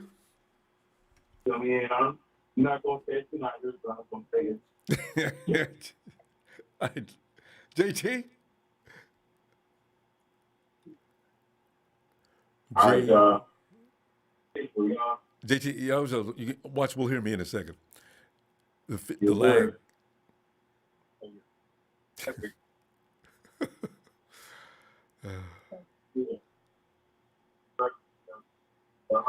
We might have to come back to JT. He's not ready.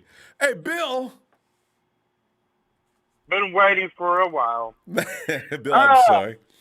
Well, Bill. Something whinched you. I had his name down pat. The guy from Jacksonville. Joe Dirt or Gardner Minshew. Gardner Minshew. Uncle Rico Jr. That would be bittersweet if we traded for him. Yeah. And we played Kansas City in the Super Bowl, and we beat him with Uncle Rico Jr. That would be hilarious. Uncle Rico Jr. Now, where'd that name? I just heard Joe Dirt, and now Uncle Rico Jr. because of the mustache. Uncle Rico off of Napoleon Dynamite. He looks exactly almost like him. Look up Uncle Rico while you're here. Yeah. That's a name that Norm actually uses too. Napoleon Dynamite. But anyway, Bill, do you share? Let's get right into it though. Do you share the enthusiasm of one Trent Williams about the fact that he believes that this 49er team is stacked, loaded, locked, and ready to go? Yeah, I actually believe that we were ready last year. Yeah, well, injuries hit us. Oh. And I believe the pieces that we lost were the pieces that really didn't even make a difference, really, I know, right? Under the Sherman. Sherman, I think, is not really wanting to be a Niner, and I think he wanted out. So I think he wanted out last year. So yeah. Well, somebody said he's over in Seattle, probably thinking about checking back in over there, which is he wants to be a Seahawk. He wants to retire as Seahawk. They're all chanted over there. Sherman's coming home and. Whatever, whoopie do that. He's not the same Sherman y'all had. So he could give out intel. He's a very sharp person. That's the only thing that bothers me about him being back in Seattle. He could have went anywhere, but not our division. Sherm, come on, man, go somewhere else. You know what? I'm not even worried about Sherman. You want to ring Sherman? Stay in San Francisco. You want your money and your paycheck? Go ahead and go to Seattle. We'll beat you in Seattle with you there. Go home. I'm cool with that. I'm not mad. It's whatever. I'm sure we got our pieces we need. We got Garoppolo. We might get a quarterback. There's talk of Gardner Minshew being traded for. They took Beathard, so it really wasn't a loss. So it looks like they're downgrading pretty quick. They might as well not go ahead and draft Trevor Lawrence. If I was Trevor on draft day when the Jackson Jaguars select Trevor Lawrence, I'm going to pull an Eli Manning. Was that Eli? Eli Manning. Yeah, it was Eli. I don't want to be a Jaguar. He should pull that. That would be hilarious. I want to go to San Francisco. But you got to be careful about doing that these days because you see what happened to Deshaun. A lot of these organizations are mob linked. Now, all of a sudden, Deshaun, I thought they dropped some cases. Deshaun's got 16 cases still pending, and some of those girls are some of the criminal charges could be brought. There's 2 girls that said some really scary things. So you got to be careful. You come out of the draft, you need to say things like, okay. It's a small town. It's a big state, but a small area. And I'm going to leak a little something that a lot of people don't know. There's a lot of girls out here that know those girls. They're all lying for publicity to get money. It's going to be leaked open. It's going to be dropped. The girls cannot shut their mouth. What gets them caught is bribery. They're bragging. And I don't care. You call me what you want. He didn't do nothing wrong. Bill, can't you get charged for lying like that, though? Aren't those girls running a risk? They are, and they can be charged federally, not state. They would have to leave the country to avoid charges, literally, because they could be charged federally for that. And he's an NFL athlete and one of the best. Yeah. Ooh, I feel sorry for them, man. They keep running their mouth. I heard a few of it. I heard about that case before it even leaked the media. Really? I heard them talking, and I'm not going to state where, but I heard them talking about that before it even leaked the media. They were talking about that. And I tell them, go ahead, keep bragging. You're going to end up in jail. It's not going to go very long. Actually, not jail, but prison. And I'll tell you what, Texas have the roughest prisons out here. You don't want to be in it. Everybody's heard about him too. Bill, Look at females. Bill, we got to go. And I enjoyed that little bit of info too. Billy, hey, let me see Friday though. I want to see Gardner Minshew in the Niners uniform. I want to see him win one with us against Kansas City. And let's have Uncle Rico Jr. pull it off. Go, Uncle Rico. Boy, they would never let that go. Give me a Niner shout out. Niners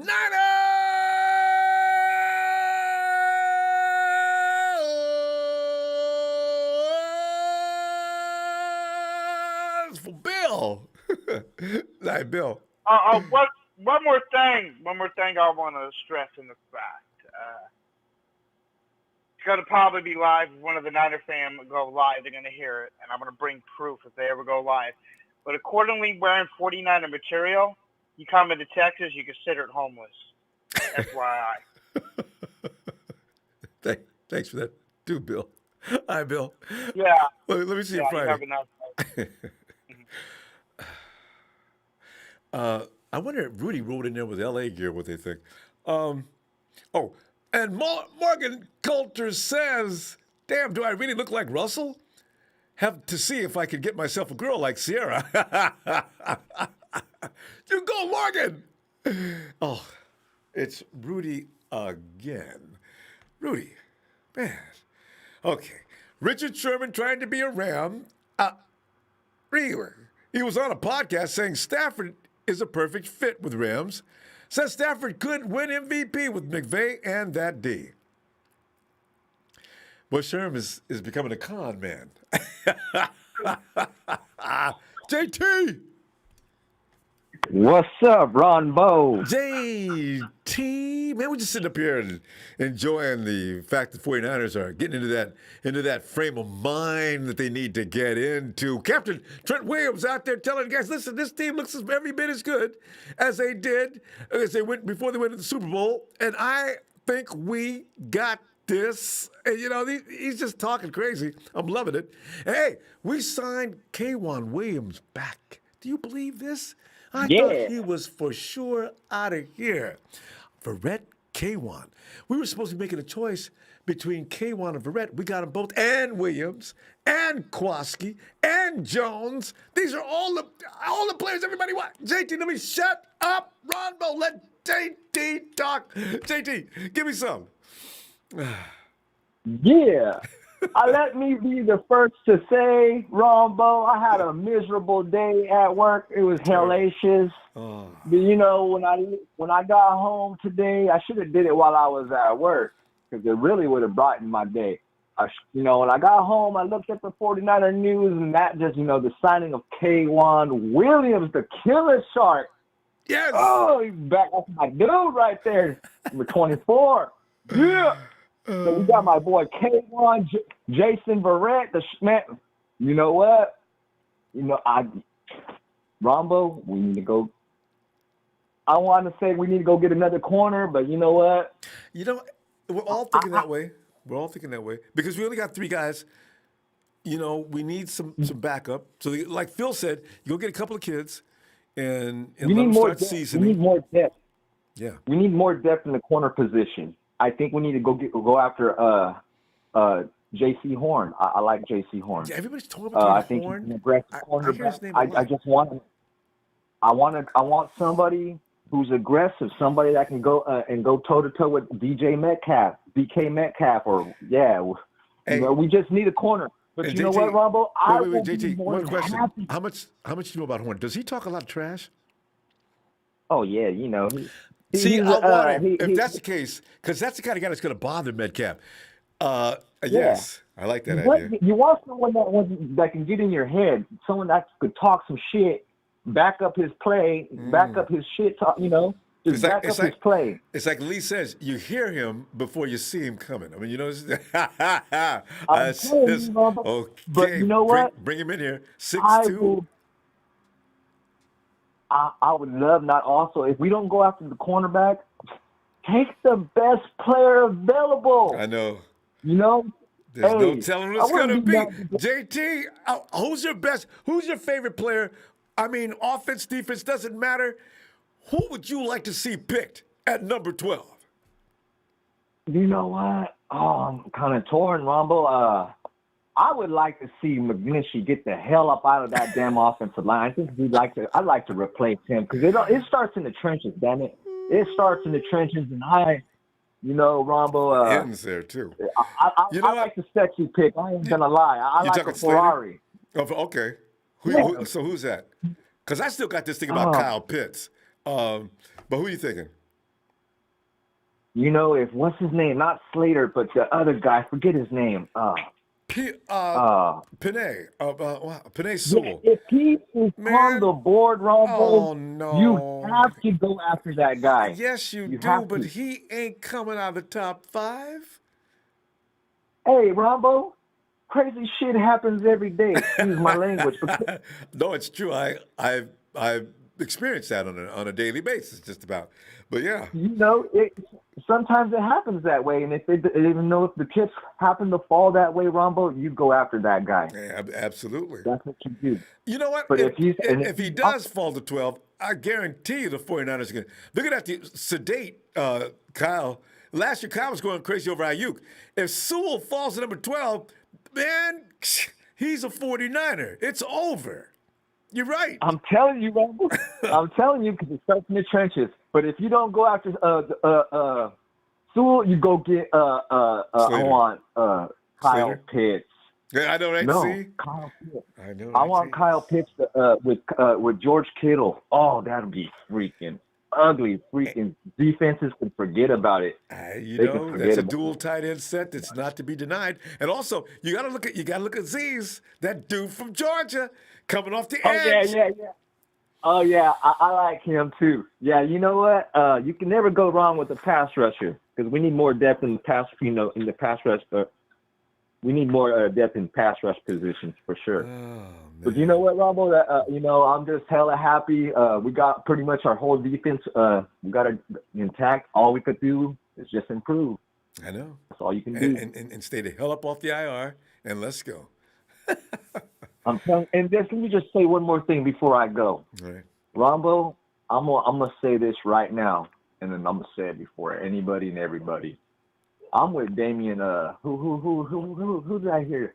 I think the other day, Damian Woody, a bold prediction. Yeah, we are gonna go to the Super Bowl. And we're gonna go win that shit this year. I don't give a damn if we gotta go through Tom Brady. Then damn it, we're gonna go through Tom Brady. Brady for sure. Brady, his mistake is getting another year older, and I'm sorry, Brady. That doesn't really work.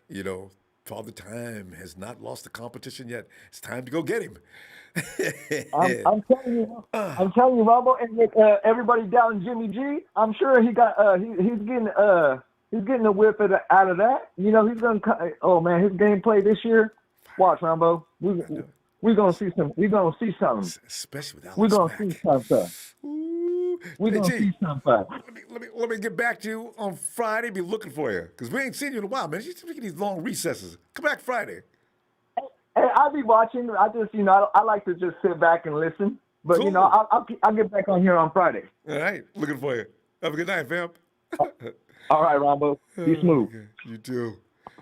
I was got to worry when you see unknown caller. It could be somebody hostile. It could even be Rudy trying to get in and sneak in a word. But who is this person on the phone? Hey, I'm just here so I won't get fined. It's Marshawn. It's Marshawn Jack. Hey, I'm just here so I won't get fined, man. No, man. I had a feeling. Yeah. Jack, man, we're predicting like we always do. We go kick some booty. And Trent Williams, is his fault this year. Ain't even got nothing to do with us. Trent Williams telling everybody, man, this team from top to bottom is ready. Let's go. Jack, are you feeling the same way? I mean, sort of. I just first of all want to shout out to Lee because, I've been to New Zealand, to Tauranga and Queenstown, and a lot of beautiful places out there. Y'all should check it out. So shout out to Lee. I've seen photos. Another dedicated cat. Yeah. And, I just feel like, everybody's there's breaking news that the 49ers are listening in to Jack, and the most annoying guy on YouTube, Grant Cohn, is listening as well, because I will actually, you know what? What's up with this Gardner Minshew bonanza he's talking about? I mean, is this true? Who was the first to come up with that, Ronbo?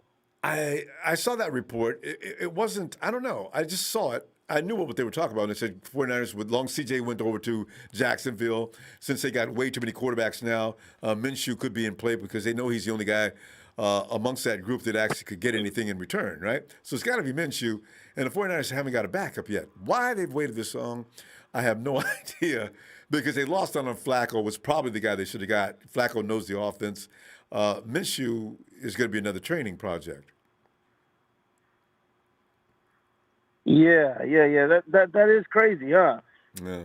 But you know what? I gotta say something, man. It was then when he was told. The damn Super Bowl. I was one play away. March 1st, everybody. Closing the Super Bowl, and just get. This is Jack talking to Ronbo. Let's see what Jack says. If we get somebody on a short free agency, buddy, let's get Gardner Minshew. Oh! Did you hear that? Jack, you are indeed a person to be. I mean, you March 1st.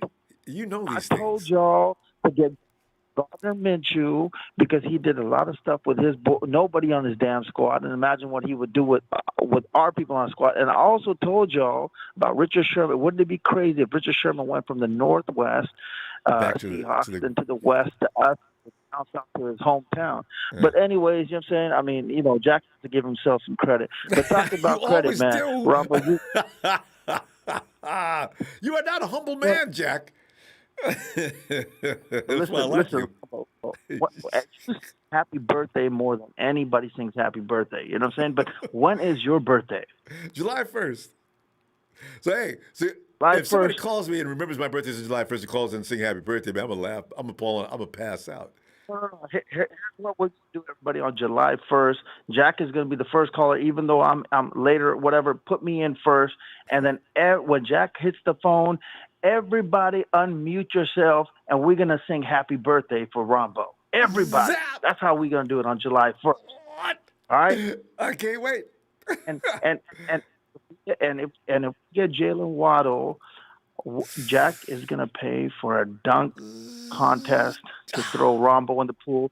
We'll get the SF, the ball right at the SF on top of Ronbo's head, that SF, and Ronbo can get a water dunk tank, and we're going to dunk his ass on draft day. If it's hot in July, no problem. I'm paying for it. Yes. Hey, y'all take it easy. Hey, him or Kyle, I'll tell you what, Pitts is, man, the dude's a monster. All right. Hey, Jack, always a pleasure to hear from you. I love it. You always sneak in incognito. We don't know who it is. It's Jack. I had a feeling, though. And you know what I'm saying? Talking about Grant Cohn, because he's always listening in, then he comes and gets the credit, and Jack don't get the credit. But obviously, you know what I'm saying?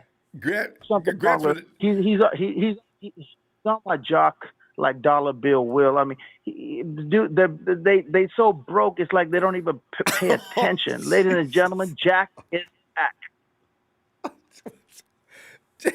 Jack, you do love to start things. But you know what? Grant's been attacking me on Twitter, so, it's all good. All right. Hey, Jack, we'll see you later. Oh, Mario.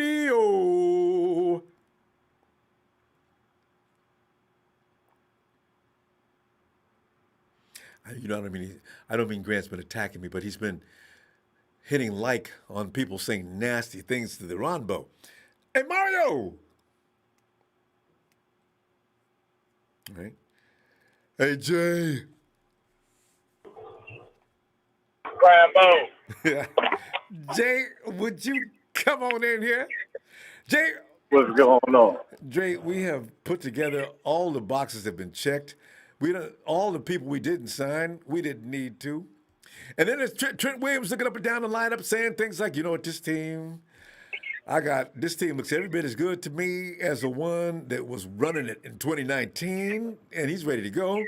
I've said, actually, when I think about it, Jay, with Alex Mack, I don't know what he's going, how he's feeling these days. At his age, 35, he should be still ready. But with Alex Mack at center, the offense has already been given a huge uplift. And don't even say that about Trent Williams on the left tackle. And Laken Tomlinson is fine at left guard. He didn't already prove that. So you know what? I'm feeling like Laken. We got the defense. The band is all here. Got him back assembled. That defense is looking beastly. It just depends on how Nick is looking when he comes back. But Jay, the Bosa's are not. Them boys, I think they rip body parts apart. It don't mean nothing. Nick was hurt before he came to us. So, you know, they're some crazy people. But, Jay, how you feeling, man? Is he on the right track? Oh, yeah, of course he is, man. We get an A+ for this all season, you know, definitely. You know, we probably ain't bringing no outside talent like that except for Mac and Epicon. I forgot about they him. was good signings. Yeah. And the best signing of all was D Ford. That was the best. They ripped that contract, you know, halfway down. You know, put it down to at least 2 years, and we can get rid of him. But Jay, you know, but Jay, what if he can play? Now I can't believe he can. that's good. But what if he can play? 2 years, Whoa. have two more years out of him, and get rid of him. I just want next year to look like he used to look. Jay, do you realize ain't no way in the world to beat the 49ers with a healthy Nick and Ibukum backing up D? Oh. Yeah, I feel you. And where do we get Aziz on top of that? Oh, God. He got to get some playing time, though. Who am I make sit down? Oh, don't. Ibukum. Yeah. Come here, man. What? Sit down. You know what? I'm going to get you in the next series. Yeah, but D4 like Jalen Hurd, you know, they not, you can't count on them. You know? I know. Whatever they bring back, it's going to be extra. I know. He ain't going to be. You know, but. I'm just, man. Yeah, but I feel in the first round if we don't get a quarterback. Other than that, you know, Kyle Pitts or Waddle or Tucker. Yeah. The tackle, the guy from USC. I seen the way he moved. I think they like him in the zone fit because he can get up to the second level. And Aziz, you know, those our first round picks right there. I kind of feel Aziz is the number one out of all the. I mean, even my boy Kyle Pitts. I watched that monster on his pro day. I said, damn, he runs like a linebacker, but he's got size of an edge. Man, this dude, man, wow. So. Oh, yeah. And we ain't going to get no corner first round. Like I said, you know, so? all the players they interviewed was like second, third, fourth round corners. So they're going to build that depth chart back, you know, that way, probably third round or later. Did we look at defensive linemen last? Were they calling defensive linemen in last year at this particular time? Well, the 49ers they be tripping, man, because whatever you see them doing, they ain't doing that. You know what I'm saying? Yeah, I mean, that's far as the top prospects they bring in. But you always look them lower prospects they bring in. They always draft at least 1 or 2 or 3 of them. And Jay, they be tripping with the jokes.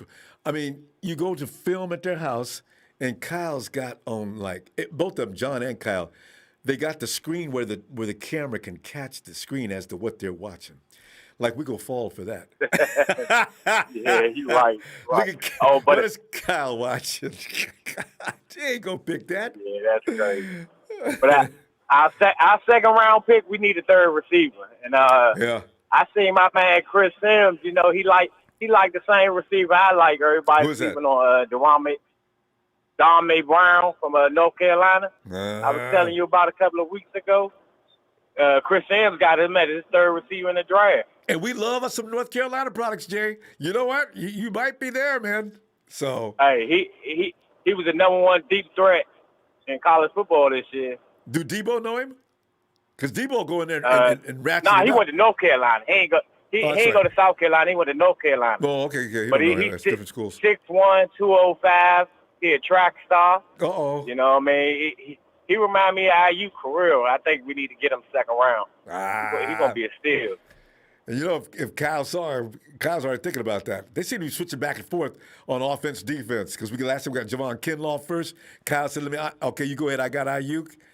Well, hey, what was the next pick? Who next pick? Kinlaw Ayuk? Was it all the way down to we didn't have a second-round pick. I think it was McKivitz or Warner. We had a third-round pick. You're right. I think it was Warner. Nah, we ain't had a third round. We traded that for we traded that for Trent. We traded that for somebody. We didn't have a second-round pick either then. Did we? Oh, you're right. We didn't come back until day 3? Yeah. So you're right. It was either Warner or McKivitz. Yeah, but we should do a whole lot better now.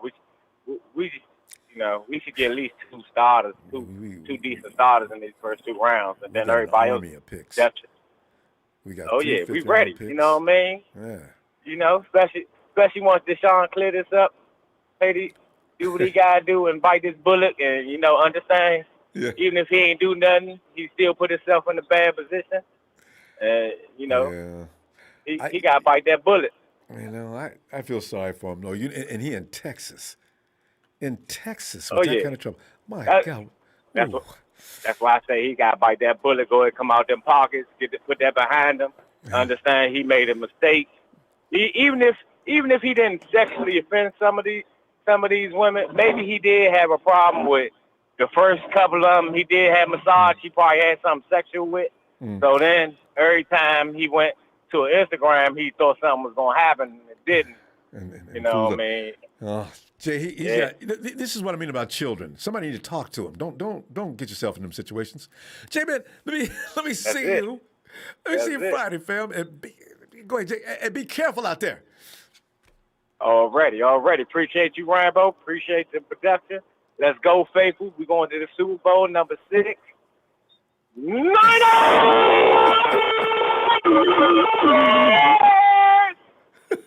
Bang, bang, Niner gang. John Washington, president. Let's get it. Oh, he rolled. All right, man. God forgives it all. True. There he goes. End of the mist. Night J. Let's go back and check out Mario.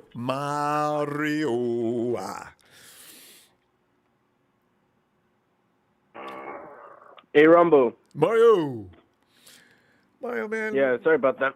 Nah, it's okay, man. We're sitting back here and enjoying, like, Trent Williams has got the empire jumping, man. Dude is talking about, man, this team looks every bit as good as that Super Bowl team. Let's go. You got K1 King back out of nowhere.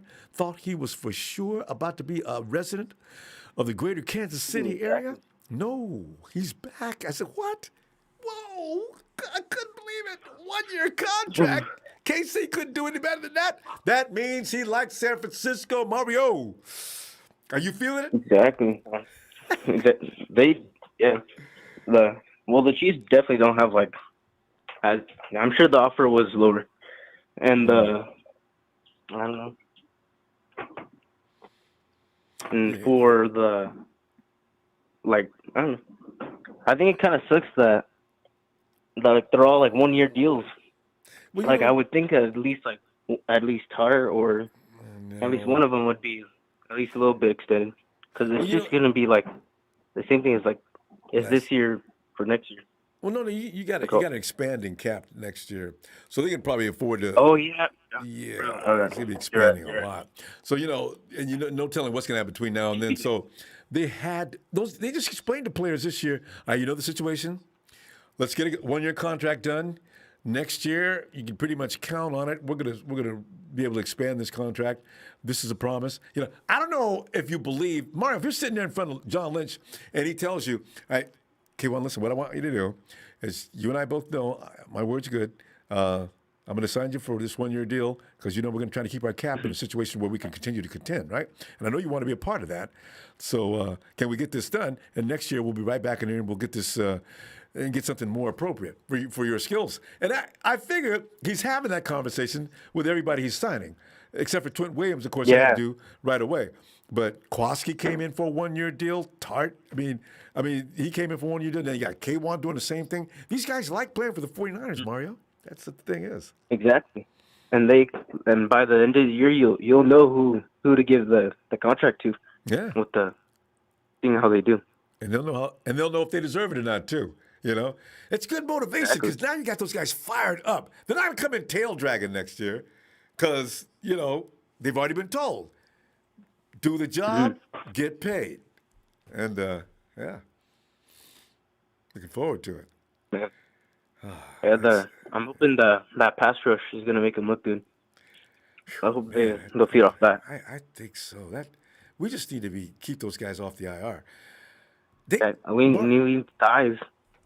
Mario, but did you notice how good the pressure on the quarterback was last year, even though? Yeah, Brett. Yeah, Brett still. You might be. You know what? And then it was the back end. The secondary was doing a very good job, and the quarterback had to keep trying to get rid of the ball. He gave our defensive front a little added time. If that secondary and the defensive front is on point, whoo! Rudy, you can forget it, man. Rudy, you can lay all the trash out here you want to. It will not help your situation. Stafford, he's going down too. Exactly. Plus healthy Nick Bosa, Epicon. And I'm sure they'll fucking add someone else in the draft. Mm-hmm. Yeah, they probably will. I can't imagine what could be in the first round. Exactly. And Kinlaw, year 2. Because Mario, every year it's alignment. I really hadn't paid much attention to that until that was pointed out a couple of weeks ago.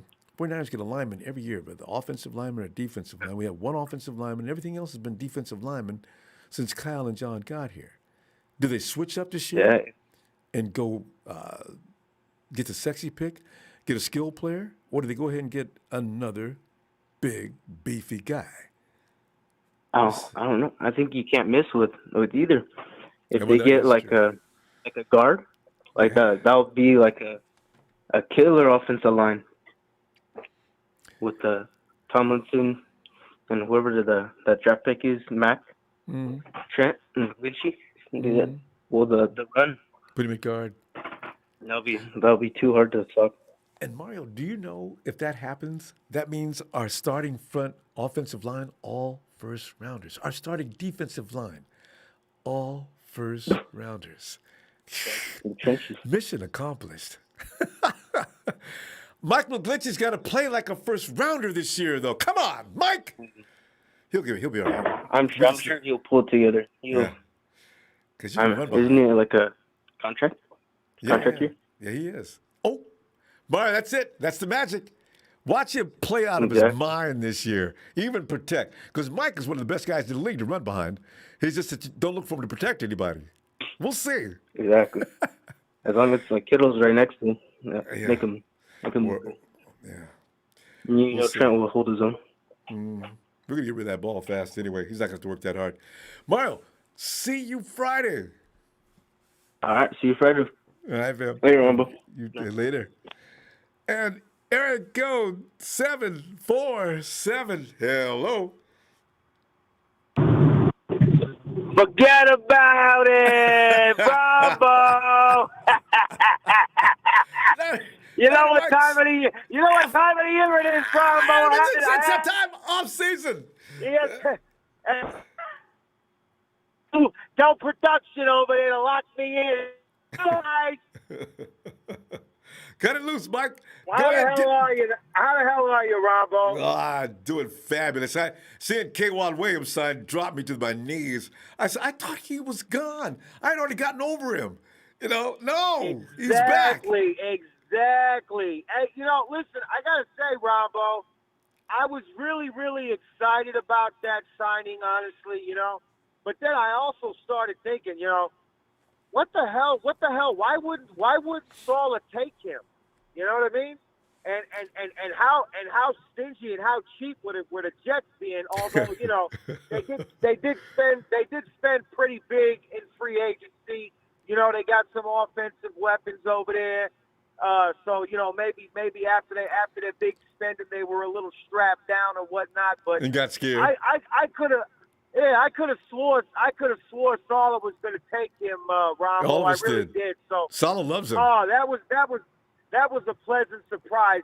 And listen, it was really a bittersweet. I think I can say this for all 49er fans. It was a really bittersweet 24, 40 hours because seeing the friggin' news that Hyder signed with the friggin' sea scum, Ronbo.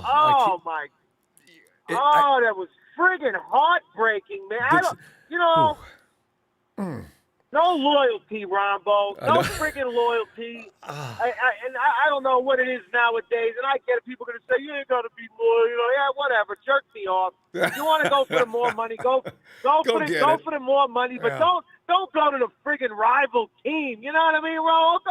Don't go to friggin' sea scum. They're always friggin' poaching our players. Right? It's like they did it on purpose. The friggin' Keebler elf over there. That's what I call him. Fucking Pete Carroll. The friggin' he's a little Keebler elf. I just want to grab him by the friggin' neck sometimes and shake him around like a friggin' bobblehead. I can't stand that guy. He's just sitting there like a snake in the weeds, Ronbo. Always trying to pick up whatever little breadcrumbs we friggin' drop along the road. Hey, they've been doing that since for years. Mike, I sincerely believe that they bugged this facility out in Santa Clara and know exactly what's going on. How do they always, as soon as our people are available, they're right on it? How the hell did you do that? You know what? I can guarantee this. Petey Boy's number one assistant makes sure that the first list of free agents is the 49ers.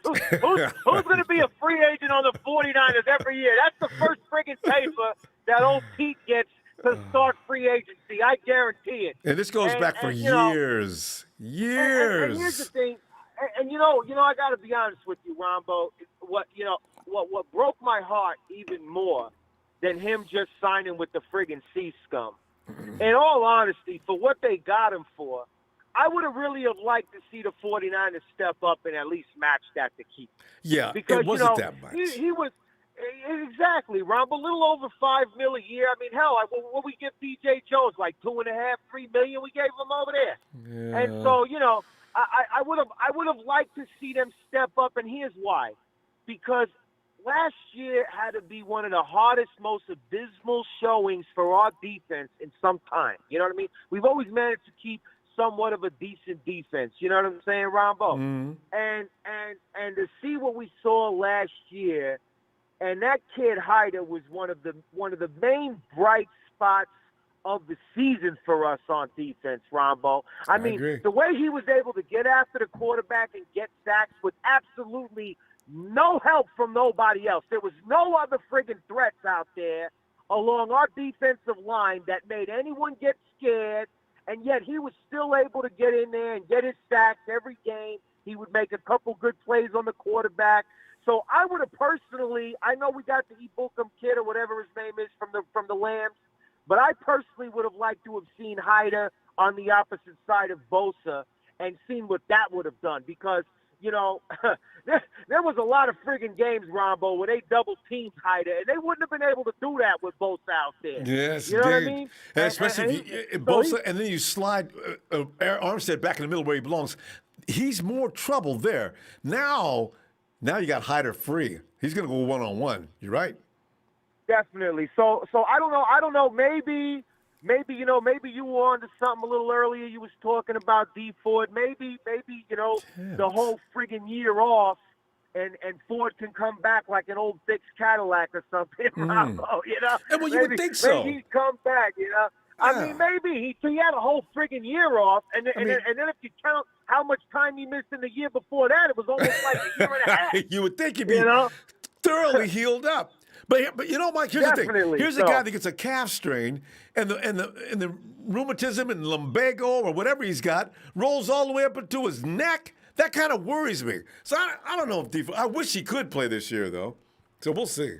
You know, we'll see. But maybe I'm thinking maybe that's why they didn't go up in match. Maybe something because look, they definitely were in on the height of sweepstakes because almost instantly after it was announced that he agreed the terms with the Sea Scum, then literally within the same hour it was announced that we had signed the Jordan Willis kid again. We had re-signed him. Yeah. And that almost seemed kind of like maybe a depth chart move. Yeah. So we'll probably get another defensive lineman somewhere in the draft, Ronbo, Yeah. But I don't know.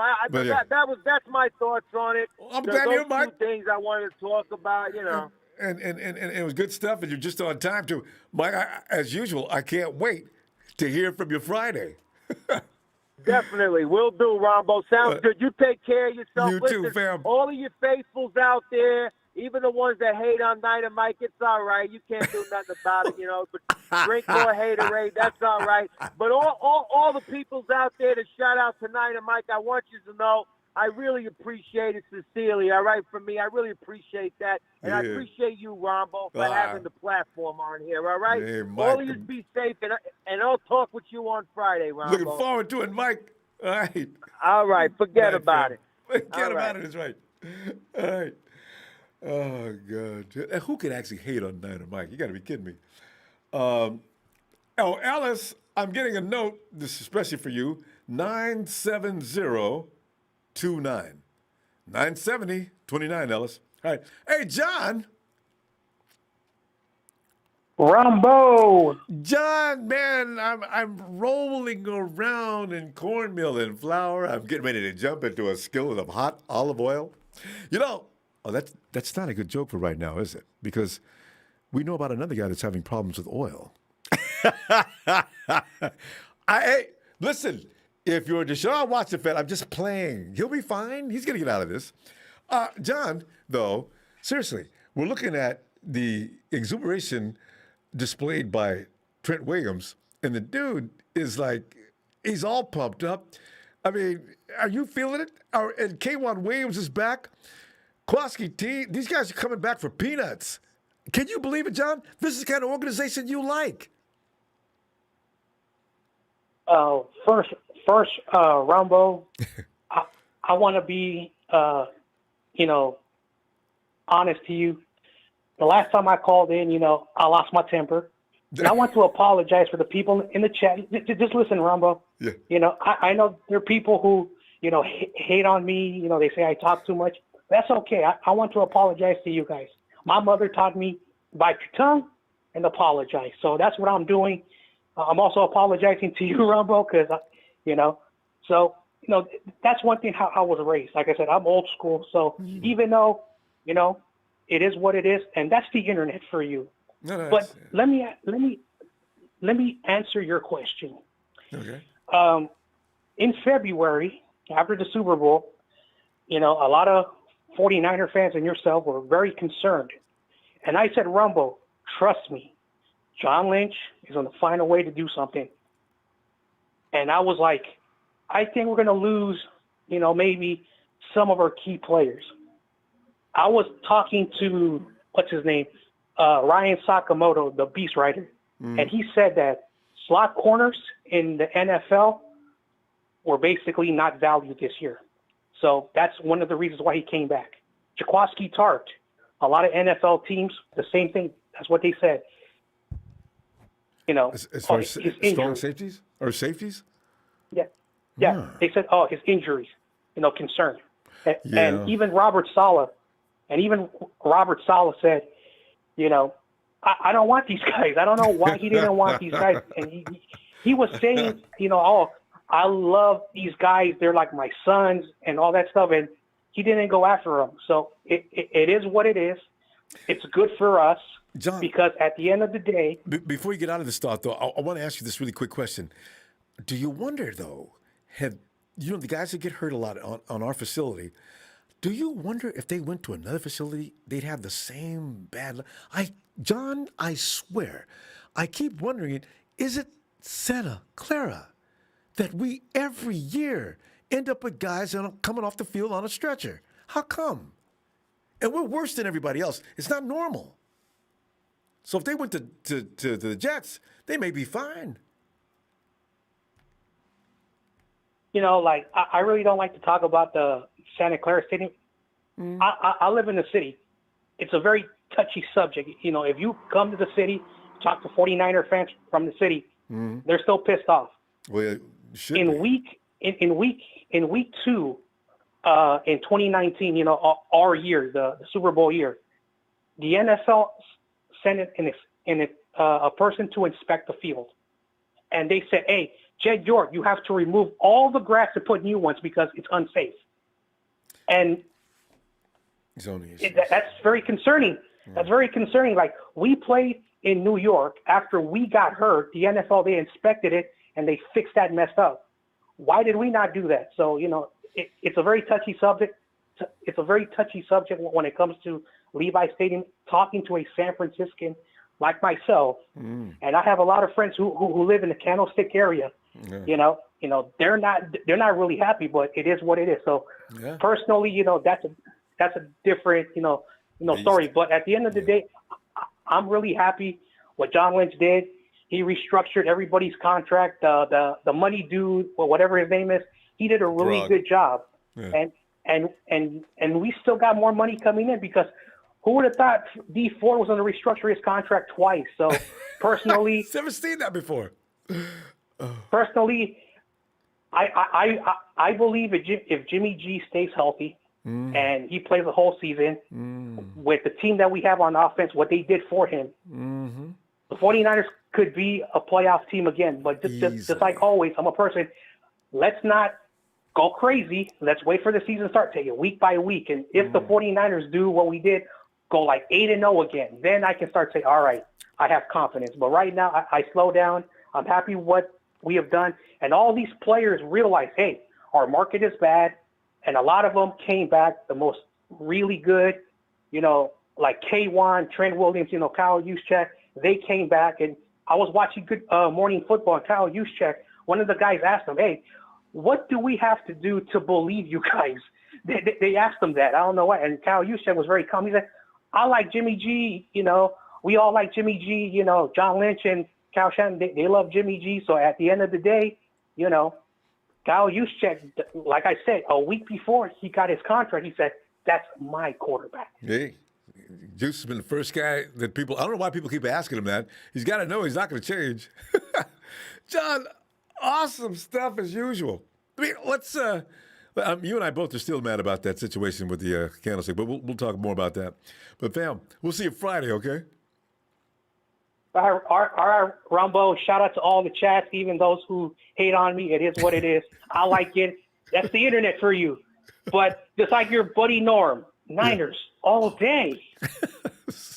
Norm, San Franciscan. Norm, John, we'll see you Friday. One thing anybody can feel good about, you notice how people come in here, Jack, you just heard John, Niner Mike. Our chat is a equal opportunity hater. Everybody gets talked about. I get trashed in all the time. I used to have like 5 or 6 guys just beating me up the whole time. I'm watching them. They don't even know. And I'm just, I need to be in front of my keyboard. Get him. But you used to, I got to let it roll. Keep smiling. Clarence. Ronbo. Okay. Clarence, do people talk about you on the chat too? The chat, not yet. The chat is brutal. But hey, Clarence, Trent Williams is definitely reflecting. I mean, everything we should be feeling right now. We got everybody. We got everybody we needed to get back. We got them back, and we're looking like here we're going to the draft. Like we're going to 9 picks. Watch it end up being more than that. Clarence, are you getting that Trent Williams state of mind? Sure, why not? I think with all the signings that are now done, this shows you there's a lot of trust between the front office and the players. Yeah, because they could have went somewhere else. Yeah, agreed. They definitely got more money. Mm. Like Trent said in his in the video and everything else that we've seen on Instagram and everything else, he's a man of his word. Kyle just told him, dude, whatever offer you get, call me first before you accept it. And a man of his word is, as Trent did, called him back, and Kyle took care of him. Bottom line. And that's a smart thing to do, entire too. front office to get that done. Hey, Clarence, you know what Clarence just said? Clarence, you know what? We're not happy with Hyder, but we should be. Maybe Hyder had the same situation. Because the 49ers probably say he worked so hard, he did so well last year. Kerry, go ahead, take a look, and let's see if we can match any offer that you get. And they probably say, okay, that's a good deal. Listen, we're going to wish you well, buddy, and unfortunately, we're going to have to see you twice a year in the wrong way, but we're happy for you. We're not going to be able to match that offer. Go ahead and get him. So, I think they liked Hyder. In fact, I know they liked Hyder. Chris Kosturek was crazy about him. I'll bet you we'll find out at some point that is exactly what happened. Because we should have paid him. I really feel bad that we couldn't. But he wasn't going to get any playing time with the 49ers. The 49ers knew it, unless somebody got hurt. And that's not a good thing to go on. So. Right, exactly. Yeah.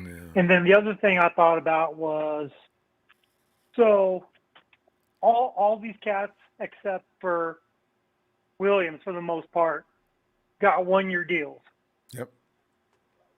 So Niners are going for it completely. Oh yeah. Because Kyle and John probably told him, listen, this is what we can do. Look at it this way. Come back. We do what we got to do. We win the Super Bowl. And now you're a free agent again. You'll be worth way more next year, technically, if we do our job and we take the trophy home. That's it. And then at that point, we know the cap's going up. You can decide at that point, hey, I'm going to go see what's out there, and then, B, you come back to us and we'll take care of you that way. So. That's exactly it's what like, works. do you really want to leave a Super Bowl winning team that's just started winning again? And then go to something to where, go to a place where you're not winning necessarily, but you're getting more money. That's why I love me some K1. He could have left. Trent, like you just mentioned, he's making contact with Kyle, let him know what's going on. You even look like a guy like Juju Smith-Schuster. You could tell a guy that's really part of his team. He's more connected than just about the cash, right? So you gotta love a player like that. So. Yeah, and like I said, so with all that, for the draft is now best player available. Have we gotten to that point? You think so? Because we're going to be crazy excited that night. If at number 12 we're going to go BPA, oh my God! As soon as you see the menu, that could be Slater, that could be Pitts, that could be the linebacker, that could be J.C. Horn, that could be Patrick Surtain. Some raging running back. Oh, Stokes, one of the cornerbacks, this premier cornerback coming out of this draft. Yeah, it's like you guys, you'll technically have your pick. And, just depends. Like I said, the draft is now a little more than less than a month away. So. And you see it, and we pick up Slater, and Michael McGlinchey immediately goes to Twitter. Hey, I know what you're thinking, but he's not taking my job. Right, exactly that, and and I think they may wait till like the third. They may wait till a later round to pick up a quarterback. Maybe in the second, maybe in the third. Second, I don't think they're gonna go first. Yeah, I don't think they're gonna go first round. I think that the mustache would be a good pickup. Yeah, Kyle probably really does want somebody he knows what they're capable of doing. To use a first round pick and it fails, it's crushing on a quarterback. So you're pretty much supposed to start. Like Minshew's only like $850K. Oh. That's nothing. They got to hurry up and try to get him. For the next We 2 may see years. that tomorrow morning. You know, Clarence, and he, go ahead, one finish last that, thing, 'cause we and gotta then go. he played better than Darnold at any given time.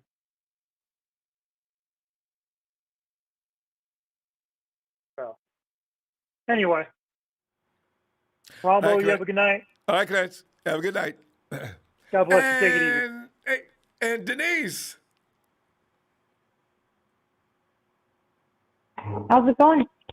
Denise, I don't know that it could be any better right now, considering this time of year. This is like really good. I didn't expect that. You know, we got a room full of people, Denise, that weren't actually expected to return. All of a sudden, they're all back. The ones that we wanted. And the ones that we didn't really care so much about, they left. You know, it's amazing. It's like a miracle of some kind.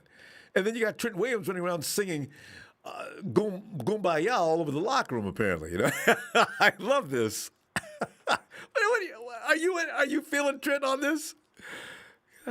Oh, I'm absolutely. I was super excited. Super excited. If I had a singing voice like you, I'd sing the Baby Shark song, but I don't have a good voice like you, so I'm not going to ruin people's night by doing that. He's laying flattery out on me, singing like a moose that's in heat, but I love it. Denise, you know, this is the thing. We look like a team now. All we got to do is stay out of the hospital, and I think we can do some serious damage. Your feeling on that, too? Absolutely, I do. I'm super excited. I am so happy. Like, I honestly thought Kwan was going to go to the Jets. I was super shocked and then when I heard he was going to the Chiefs, he went to the Chiefs twice, not once, twice. Yeah. And the second time I heard he was going to the Chiefs, I'm like, oh shit, that's it. We're losing him. Yep. And then when I heard today we signed him, I was all do. It was hard to understand, wasn't it? I said, what?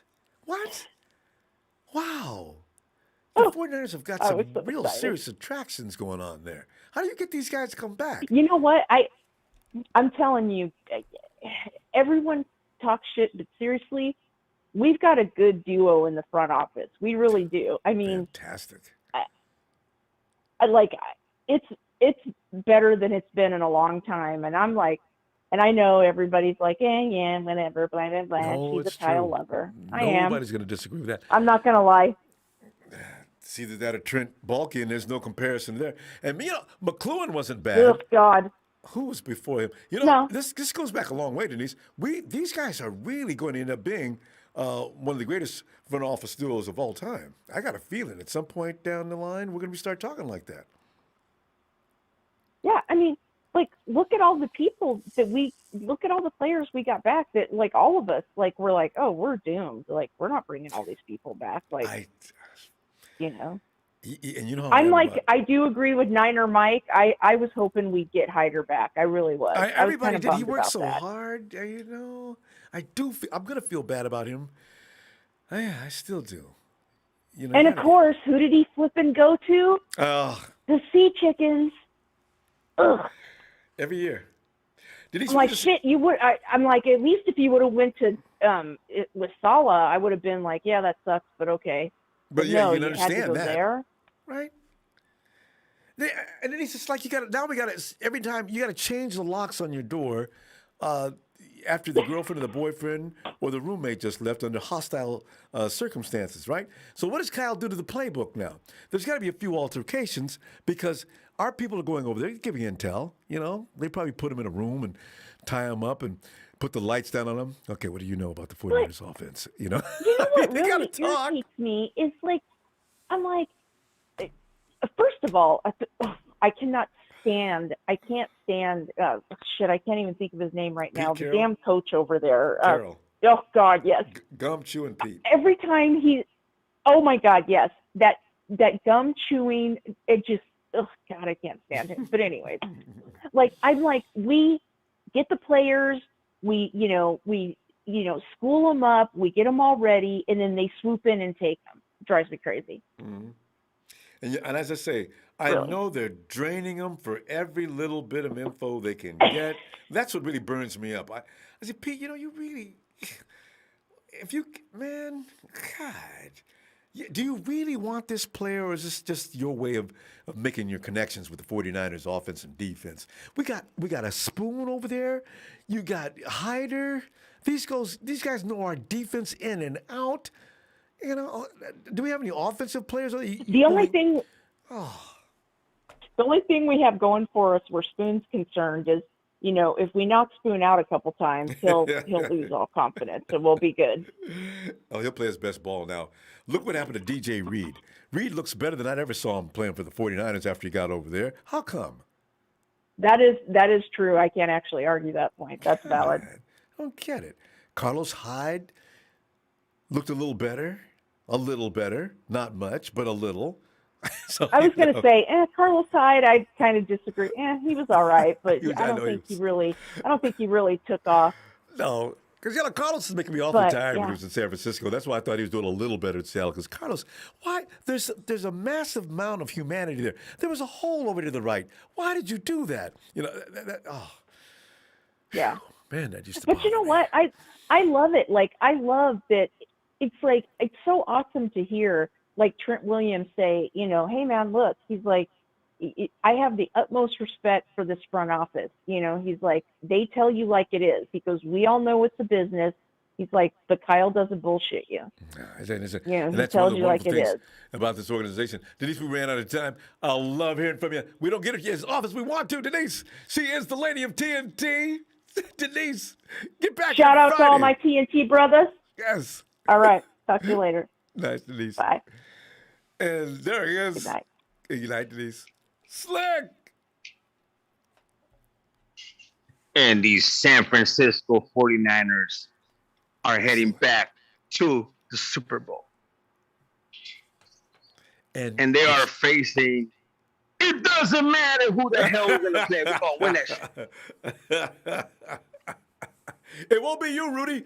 Rudy, your team is only going to have the whole stadium. You will not be participating in the Super Bowl.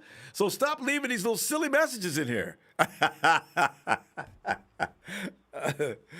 Boy, I tell you, I can't wait to play the Rams. I'm not worried about Pete the Cheat.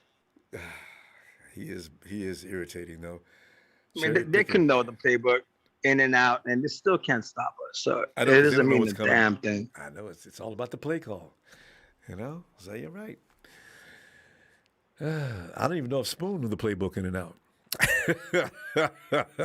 I'm kidding. He's been here for a long time. You know what, Slick, how do you really feel about Spoon?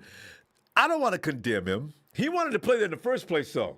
I understand that him and his dad wanted to, they were looking toward going to Seattle. They was hoping for that. And so, I'm not surprised by that. Kerry Hyder, I don't know. I think he just felt abused and mistreated. So he went to the first team that called him. It just happened to be the Hawks. Honestly, I was tired of waiting for Spoon to get his confidence back. It's like, dude, you got the height, you got the length, you got the skill, and you just keep messing up. So I mean, good riddance. I'm sorry, but how many games? Lapses. He'd be good 1 minute, and the next minute he'd have a complete lapse. What he do is throwing his arms up in the air and looking around at his teammates. I said, why do you? Exactly. Man. So Exactly. So I mean, I'm not even worried. But I am excited about who the hell we can draft. Because I know everybody is now. And anything is possible. Because I think our team is set, and it could always get better. So I mean, if they make more moves that shock everybody, I'm good with Jimmy, but if all this BS with Watson's, for a reason or whatever, we end up getting them, man, forget about it. We were winning Super Bowls over here, you know what I mean? So, but I'm good with Jimmy. I know we could win with Jimmy because he has no excuse with this O-line right here, especially if Niners do some. Because we don't really need many picks. So we could probably, work that magic and maybe move up after the Jets. The Jets said, Corey Davis said he signed over there because he said Sam Darnold was going to be right there. they're not getting rid of Donald. So that's the only reason why Corey Davis went over there to the Jets. So Corey, I'm thinking they're either going to get Penei Sewell or Slater. Yeah, Corey likes Sam Darnold? I didn't even know about that. Supposedly, I mean, that's what the reports were, So they're not getting a quarterback. So I'm thinking they're going to get Sewell or Slater. An offensive line. Yeah, because you're right. They need an offensive line. Didn't Darnold set the record last year for sacks? They beat him down like every play. I thought Russell Wilson used to hit the dirt a lot. At least Russell Wilson could run, and he has the experience run, to get away. Oh, then there's that too. Oh, man, he could, but I mean, not as good as Russ, But and I don't think anybody does. Russell Wilson is the dude wrote the book on that.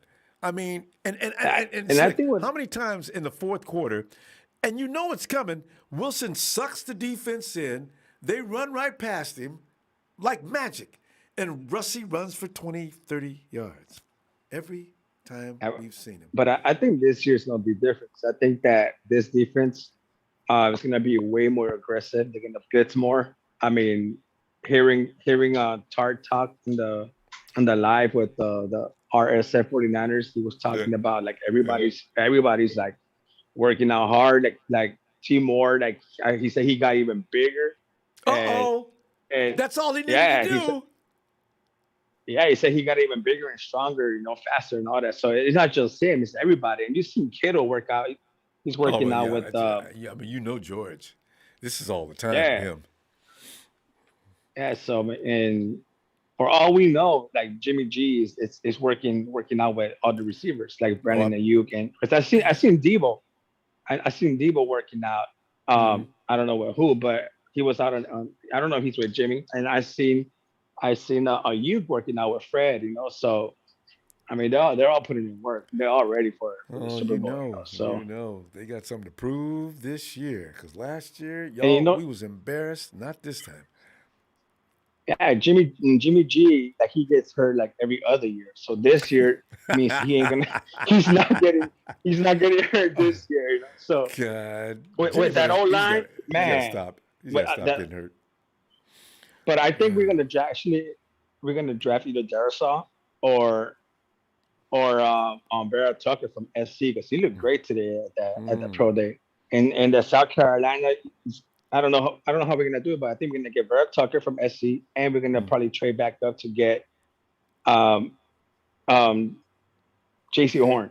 Hey, Tucker, isn't that an offensive lineman? Yes. Yeah. Yes, he's like the third. And he's great. Yeah. He already said he'll be great in the house offense, So I don't know. I got a feeling they're gonna get him instead of the other two. Because he could fight. He'll be there at 12. So maybe we'll trade back, maybe like one or two spots and get him, and then trade back up and get either. Yeah, I think it'll be a J.C. Horn. I think because everybody say how Sims is Kyle's best friend, and he didn't even put him in his top 10 or whatever. Come on, dude. We can see right through. You know how Chris is. Slick, we got to stop. Let me see you on Friday and see what develops because we would get in this draft hardcore just in a minute too because we haven't did what we could do on free agency. All right. Yeah, I can't wait. All right, Ronbo, you have a good night. You too. Good night. I love when he does that. Nighthawk out. What happened to the Nighthawk? Ellis.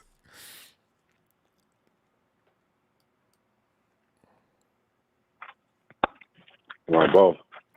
Ellis, it's a Trent Williams kind of day. As Williams is the dude is so delighted to be a 49er. That's a wonderful thing to watch. A guy that happy to be the 49er. And then you get K'Wan Williams as the phone flashes up the notification said K'Wan Williams said, no, you kidding me? This is unbelievable. He made 2 trips to Kansas City just so he can come back to San Francisco. Klosky T, we got the gang's all here, man.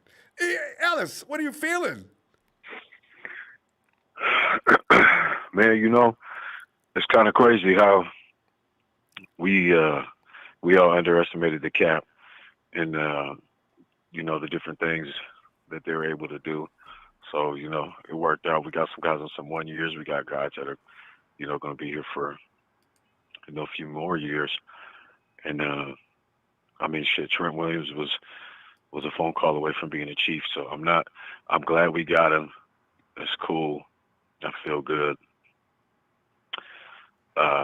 However, we could have easily not had him, and he could have been on the Chiefs, and they could have got K1, and Kerry disgraced me, and of all teams going to the Seahawks, my dude, I thought Kerry was like a humble guy, but he's a bit of a wild dude, man. I gotta make sure I unfollow him on IG. I can't do it no more, man.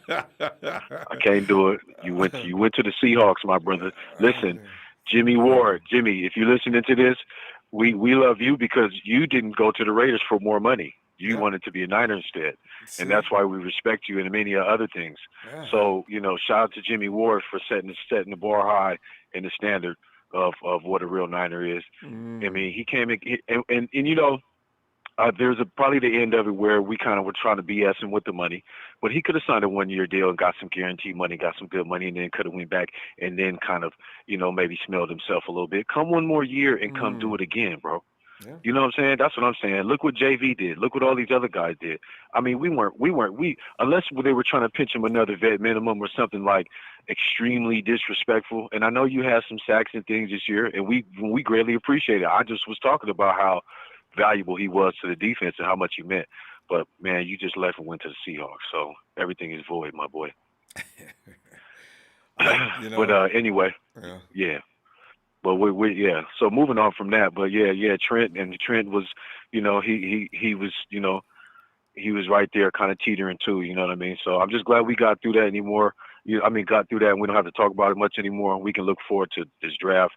The best player available is what it is I'm hearing and what I'm seeing, based on a lot of the acquisitions and players that we just re-signed and just everything that's going on. And it does look like we're going for a push, man, for the Super Bowl. So tell you, it's all about the health. Everybody you better get ready. And it's like, the Seahawks, it disgusts me because they want to know so much about our offense. They're like vultures. You know what I mean? You're not even a Seahawk. They should just call you the Vultures. You should change your mascot. You should change you should change your color. You should get what's the color of the Vultures? You guys should be the color of what the feathers and what a vulture looks like. Brownish. You are filthy. You're disgusting. You're scum. You understand me? You guys want everything we got. Y'all got what? DeMontre Moore. Y'all got Ahkello Witherspoon. Y'all got DJ Reed. You just got Kerry. You got DJ Reed. I mean, you're pathetic. But anyway, but the draft was looking good. The USC Pro Day was looking nice today. Amon-Ra St. Brown, that wide receiver, he looks really nice, and he's going to be doing some things, but I don't think it's necessary for us. But the Vera Tucker lineman guy was good. They were talking about the short arms thing with him again too. So I was thinking, I don't know. But there's a lot of linemen. What's his arm length? I think he's a guard. I don't know the exact arm length, but that was just something that they were talking about with him. But I don't think that really is going to matter if his technique is good, and he can find some other ways to compensate for that. Right, but there's a again, few guys it around just the league depends. with shorter arms playing a line, and they do a great job. I think that arm thing is overrated. Yeah, they do too much, like the cone drill with Kyle and DK Metcalf. But anyway, we have so much, I think, available to us. I think another draft pick or two in the second round, if we could walk into the draft like that, I don't know if that's even going to be possible. How the hell would we walk into there with that? But that would be really nice if we could do that and still stay at 12. But I just don't know. It's kind of up in the air now of what we're going to do. You know what I mean? I'm still kind of thinking, Can't rule out the possibility of trade down. You know why, don't you? Because now the 49ers are not BPA. 49ers say beat nothing, man. I'm get a couple of more picks here, and we'll take number 15 or number 16th pick, and whatever falls down there, we'll be ready for it. When you stay in the teens, I guess you're okay. You can cross into the 20s. If you can just 2 or 3 places down, because God knows what's going to be available at 12. I just have no idea. But somebody's going to call, John. Yeah. And I feel like there's going to be something's going to happen. I don't know what, but if we can get through to the season without having anything go on, like I said, like a default kind of situation, then that'll be cool. But or if Mike McGlinchey, you know what I mean, gets in the trade and we get a second round pick from somebody or something, and we just do this, or we just never know. You know what I mean? And I like surprises anyway, though. Ellis, we got to cut it. I'm gonna go because I got to leave here in just a little bit. I'm gonna see you Friday. Yes, all right? sir. All right, man. Okay, man. Appreciate it. Thank you, production. Thank y'all. Appreciate you. Much love. Thank you, Ellis. Hit the like and subscribe, y'all. All right, fam. Friday. Thanks, Ellis. And let's go see what's going on with Tony so we talk around the league. Tony.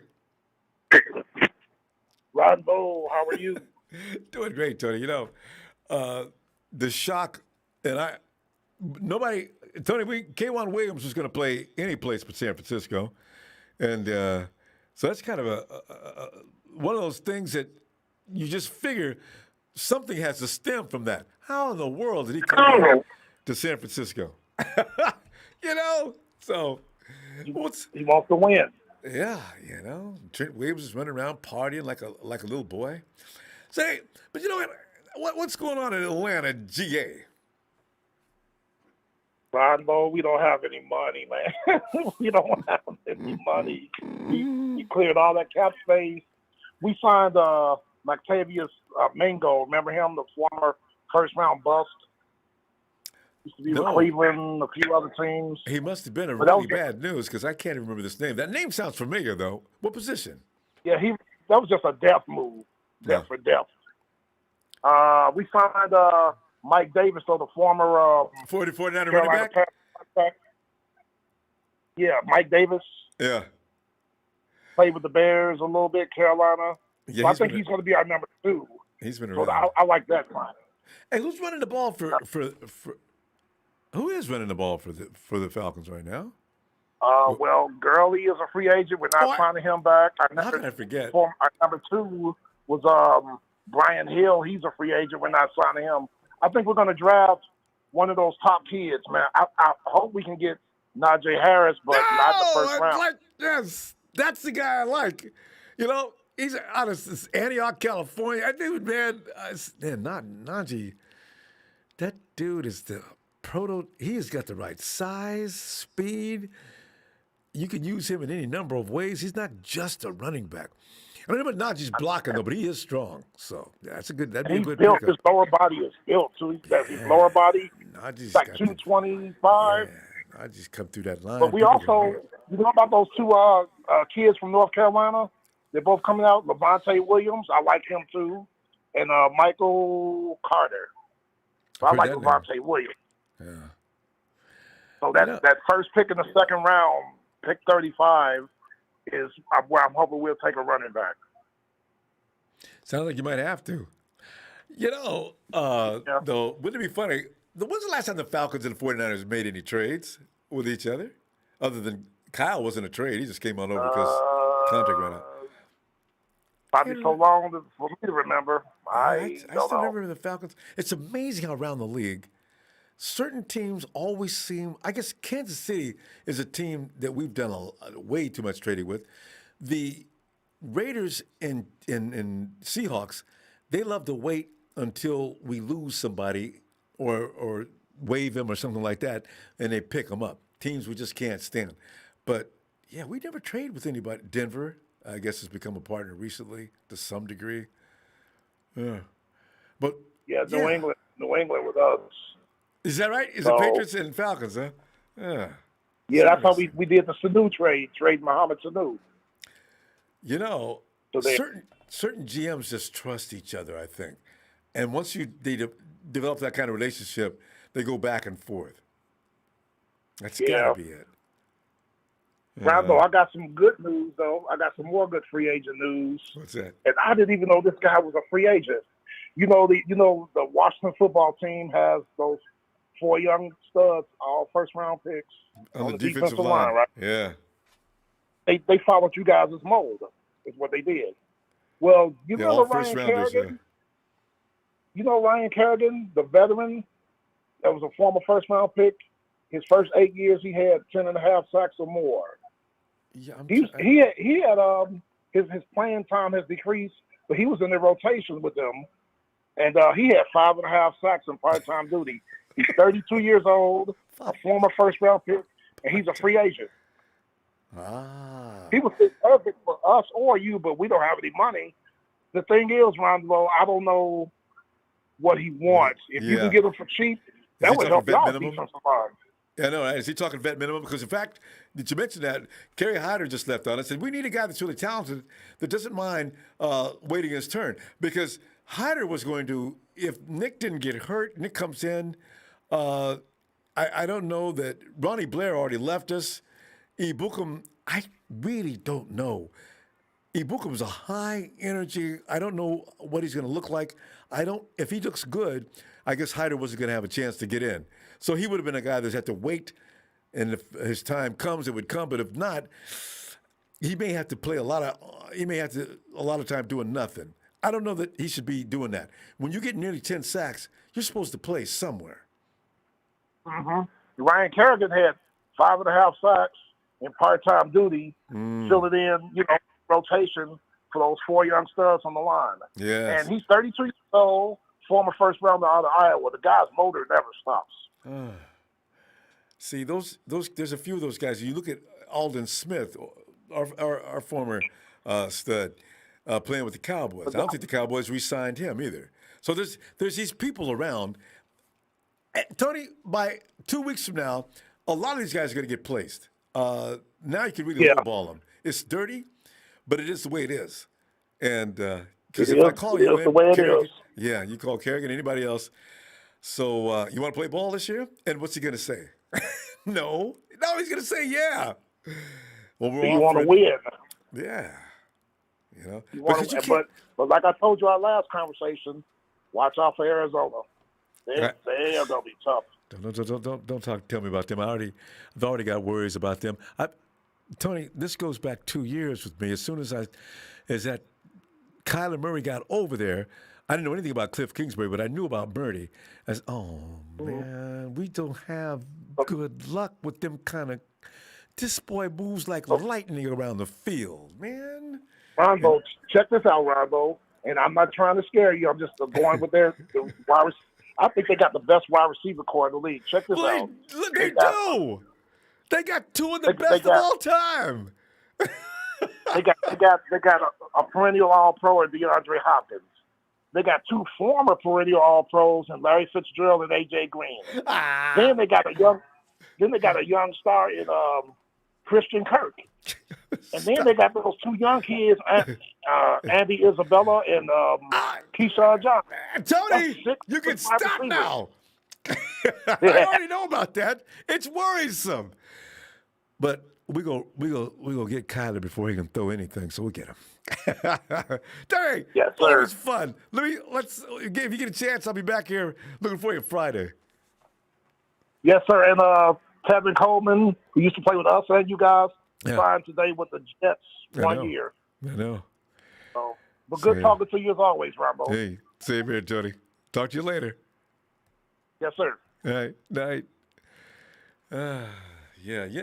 No, seriously, Tony's got a good point.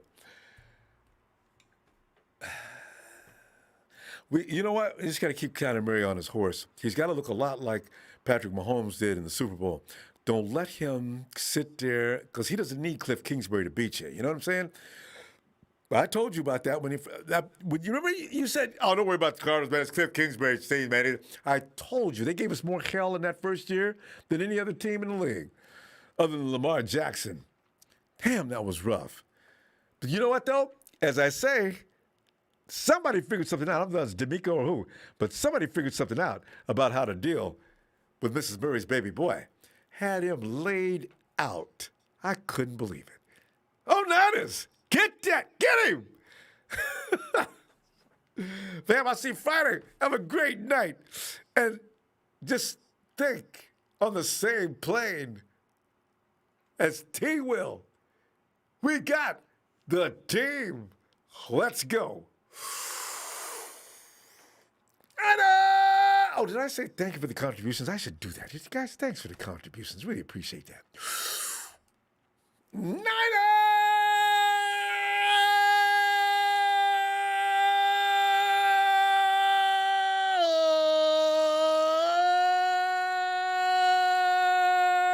Williams.